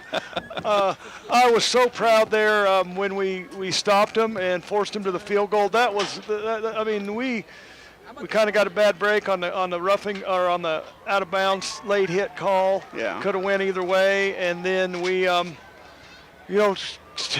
them out, and and we just couldn't make the play there when we needed to at the end, and if we could have stopped them on fourth down previous to that, oh man, that would have taken the pressure off. But we let them get too close to where they could throw one and get it in the end zone, and they ran that counter play off that sweep action they hadn't ran, and they ran that twice there, and we didn't defend that well. But it was a great play call the first time, but the second time we should have been smart enough after we'd seen it one time to get it stopped. Yeah. And so, those things happen in a football game, and I don't know, a lot of people probably would have said that the Vikings shouldn't even be in the game tonight. So, but no moral victory tonight, though. Really one I really think we should have won. Well, but our kids fought. They fought and kept themselves in the game. But Jake Lucas willed his team to be in this game tonight. He on offense he played well, running the ball. On defense he had some big plays, some big tackles, some big interception, and Jake Lucas was seemed like a man among boys tonight. Jake Lucas is one of the better football players we've had come through our program since Coach Lambert's been here. And if you would have told somebody that 2 years ago that he was going to be one of those guys that was one of the better players that we've ever had, people wouldn't have believed you. But he really, really worked and made a great commitment to the weight room and to making himself better. And he just makes plays, and he was great on defense, especially in the first half. He made 2 of the better defensive plays you'll see anybody make in the first half. And then in the second half, running the ball and then making some plays. And, Jake did everything that we'd expect a senior to do. Oh, yeah. And more. He was tremendous tonight. Proud of him. No question about that. We never get too high on our victories. We never get too low on defeats, although this one certainly stings a little bit. But you got a really good Southeast of Saline team coming into Anderson Stadium. We finally get back home, and that'll be a tough game, too. Yeah, it will be. They're really good. I just watched a little bit today, enough to see that they have 3 or 4 defensive linemen that are really good players, and we faced some really good defensive linemen. We played against some really good defensive linemen tonight. Absolutely. And we'll certainly have to play very, very well. Hopefully our kids can rebound. And I think our kids still, believe they can play with anybody that we got left on the schedule. Oh, absolutely. I don't think they'll be scared of Southeast, and I don't think they'll in their preparation or as we get prepared, the thought will ever cross their mind that they're playing against somebody better than they are. So, hey, it stinks that we lost tonight, and I'm really hurting. It hurts. But I have to tell you this. You look at our first 2 games, and you look at our first 2 games, and nobody would have ever said that we could have won a game. We're going to go winless, yeah. And we're playing, and we're taking it right down to the nub with a really good team tonight. So, we have really, really improved. Oh, absolutely, no question about that. And I want you to go down there and give your team a big rah-rah for us up here, because we felt that they were every bit a part of this game, and break here or there, we certainly could have won this game. But go down and cheer them up a little bit. They're going to have their daubers down. I will. We know it'll be the sun will come up tomorrow, and they can go cheer on their Viking tennis team at home tomorrow. Yeah. What happened with the girls there? Did Carrick are they in yet or not? And so is Logan Spencer in singles. So they're all in for sure. 3. Those 3 are in for sure. Yeah, those 3 are in for sure. So, well, good for them. Yeah, good for them. So it'll be a little late when we get home tonight, but that's okay. But great effort tonight by your defense and your entire team. Everybody out there listening, I'm down that we lost, but I'm sure proud to be a Viking tonight too. I'm going to tell you that, and you should be too. If you're a Viking out there, you should be proud to be when the Vikings fought tonight. Oh, so, they did. They fought hard. James Henderson, thank you for coming out. I know it's tough to come and visit about your defense, giving up a score at the end of the game, but they certainly had the players to make that play, and yeah, that's mine. So we have certainly a proud coach tonight, and he should be, because they played so good. The Vikings gave up that first score for Scott City, a drive, 7-play, 64-yard drive with 8:52 left. They took a 7-0 lead. Nobody scored the remainder of the first half. And then the Vikings got the opening kickoff of the second half, a 3-and-out. Then Scott City drove it down. They had a 1st and goal inside the 5-yard line. They held them to a field goal. And then the Vikings got the ball back, and they drove 12 plays, 70 yards, scoring on the first play of the 4th quarter to cut the lead to 10-8. Then the Vikings got an interception from Jake Lucas on a tip ball by Court Shugan, we think. They got the ball, and they threw the interception right back to Scott City. But then we made them punt. We got the ball back, and then we drove the ball 10 plays, 65 yards, culminating in a Jake Lucas 24-yard run. The point after pass to Blanchett was good, and that was a real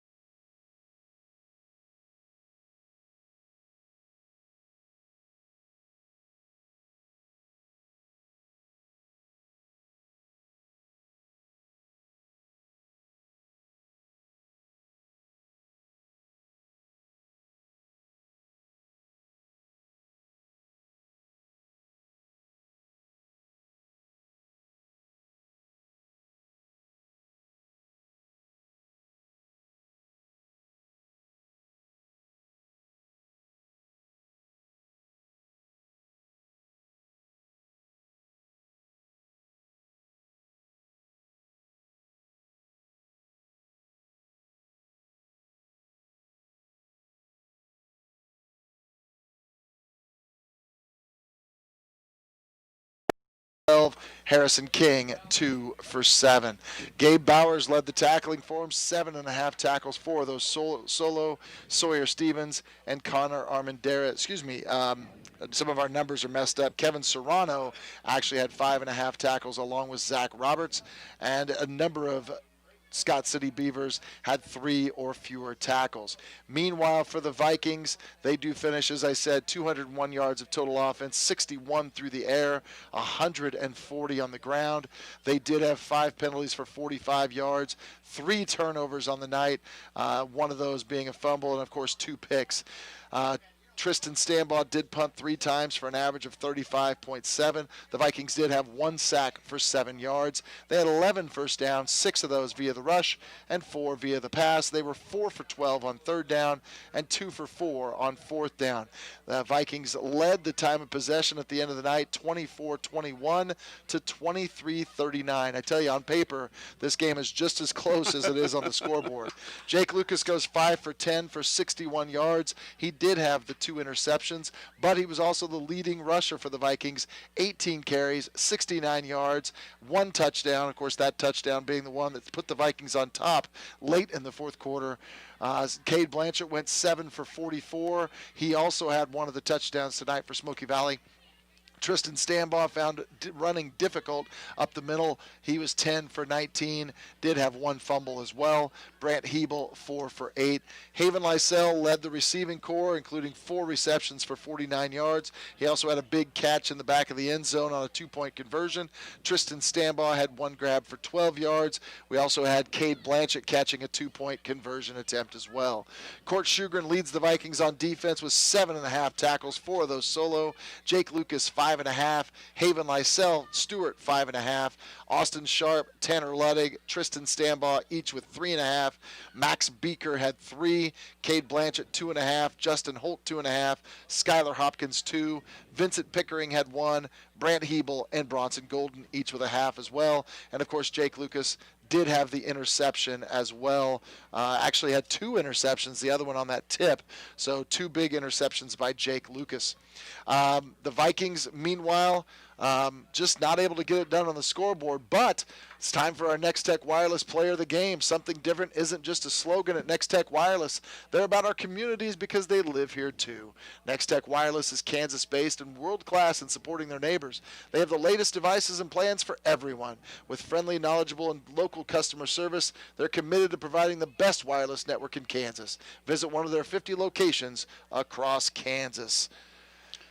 Jake Lucas is still my vote. He just played so well. Cade Blanchett had some good moments. Haven Lysell with some good receptions and good tackling. Court Shugren played good defense, but Jake was just, you heard Coach Henderson say how good a player and how good his commitment was in the summertime in the weight room, and all those things make a huge difference. He definitely is my player of the game. I just thought so many things went through Jake today. I mean, of course, the passing where he was 5 for 10.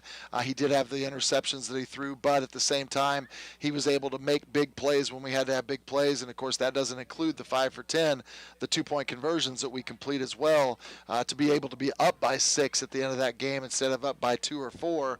But you're right. Then he also leads the rushing and with 69 yards, including the big touchdown run. He also had interceptions that he caught. He was also, again, accurate passing the football. So I agree with you. I think Jake Lucas is there. Many players made some big plays, but I think Jake was the one tonight. Absolutely. Time now for Salina Surgical scoreboard update. Choose Salina Surgical Hospital for your outpatient procedures or inpatient stays. Salina Surgical is proud to be partially physician-owned, and a lot of scores kind of one-sided tonight in our area scores. Hutch 42, Salina South 17, Sacred Heart 20, Wichita Independent 12, Lincoln 64, Solomon 18, Arc City 27, Salina Central 7, Inman 48, Salina, or El Saline 7, and I had the Lincoln score. That's all I got so far. Scores across our league. First of all, I tell you, a doozy going on between Halstead and Heston. Halstead now up 42-34 on Heston. Hillsborough defeats Marion 22-0. Pratt ends up making a comeback, loses to Hugoton 22-16. That game, of course, was 16-0 early on. Larned tore up Bluestem 56-6. Oh, they played. I thought they didn't play. It's listed on here. Well, they played Bluestem. They were supposed to play Nickerson, but instead Larned must have picked up a game against Bluestem just so they could play tonight. I've seen a couple more of those. Little River beat Bennington 56-6. Of course, Goodland in the Southeast was canceled tonight in district play for us. Republic County beat St. Mary's 40-0. Colby I had over Russell 55-0 as well. And McPherson wins their rival game with Buhler 18-6. So that's a kind of a few scores. Did you have the Hutch Salina South game in there as well? 42-17. 17. That's what I had as well. Yeah. Well, what a great trip it was. What a great night it was. Everything the Vikings scoring with 2:56 left in the game. Like I said, Jake running in from 24 yards out. That just happened too quick, but you always want to take a score when you get one. But they had too much time left on the clock. They're a good passing team. We talked about the passing yards they had. Coach Lambert saying, they're more of a running team, but tonight when they had to have it, they passed, and they passed that last drive for 65 yards and scored with 22 seconds left to go. I tell you, I was impressed. I know he's a senior, but Harrison King, I thought he was getting hit a number of times, and he was really being rushed in that backfield and still was able to stand in. I mean, that previous play, I mentioned that Austin Sharp really got him pretty solidly, and he had to let the ball go quickly. He lays out a beautiful pass right into the back of the end zone to win the game, and you're exactly right. 17.3 seconds the difference. That's all we needed to make sure we took off that time, or about 20 seconds actually.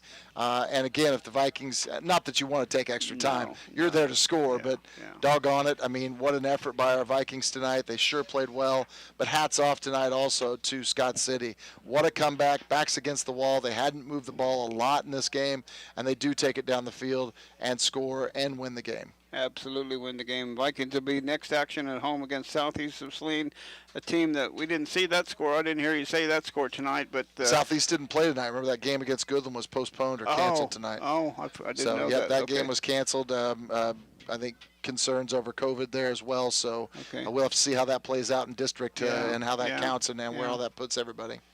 Well, the final score here tonight: 17 for Scott City, just 16 for Smoky Valley, a 1-point defeat. And the Vikings fall to 2-4 on the year. Couple of big reminders still tomorrow. You got tennis at 9 a.m. tomorrow. Still have our #1 doubles team of Carrick Elliott and Lena Rockholtz. They are already qualified, but they're going to play again tomorrow in the semis. And then you've got Logan Spencer, who also qualified for state. She will be playing in the semis tomorrow as well. We got 5th and 6th grade football at the college tomorrow. They're playing. You've got American Legion tomorrow night. Pork. Yeah, I can't remember who you called it. The American Legion Riders are having a pork dinner and sale starting at 4 o'clock until they're sold out. So that's going on. Bethany does not play tomorrow, but certainly lots of things happening. And Viking volleyball on Tuesday at Heston. I believe they have Heston and Pratt on Tuesday.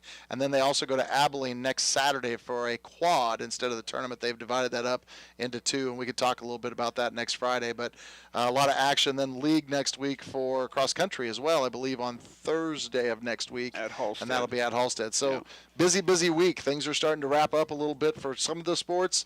Some we're still clicking. We've got a lot of things happening. For Mike Rose, for Jared Bass, for Dalton Eastep, for Doug Snyder, this is Don Bingson wishing everybody a very pleasant good night. We'll talk to you next Friday from home at Anderson Stadium. Hopefully we'll be able to score next week and give them a good game, maybe come away with a surprise victory, and we'll see how it all turns out. Take care, everyone. Good night.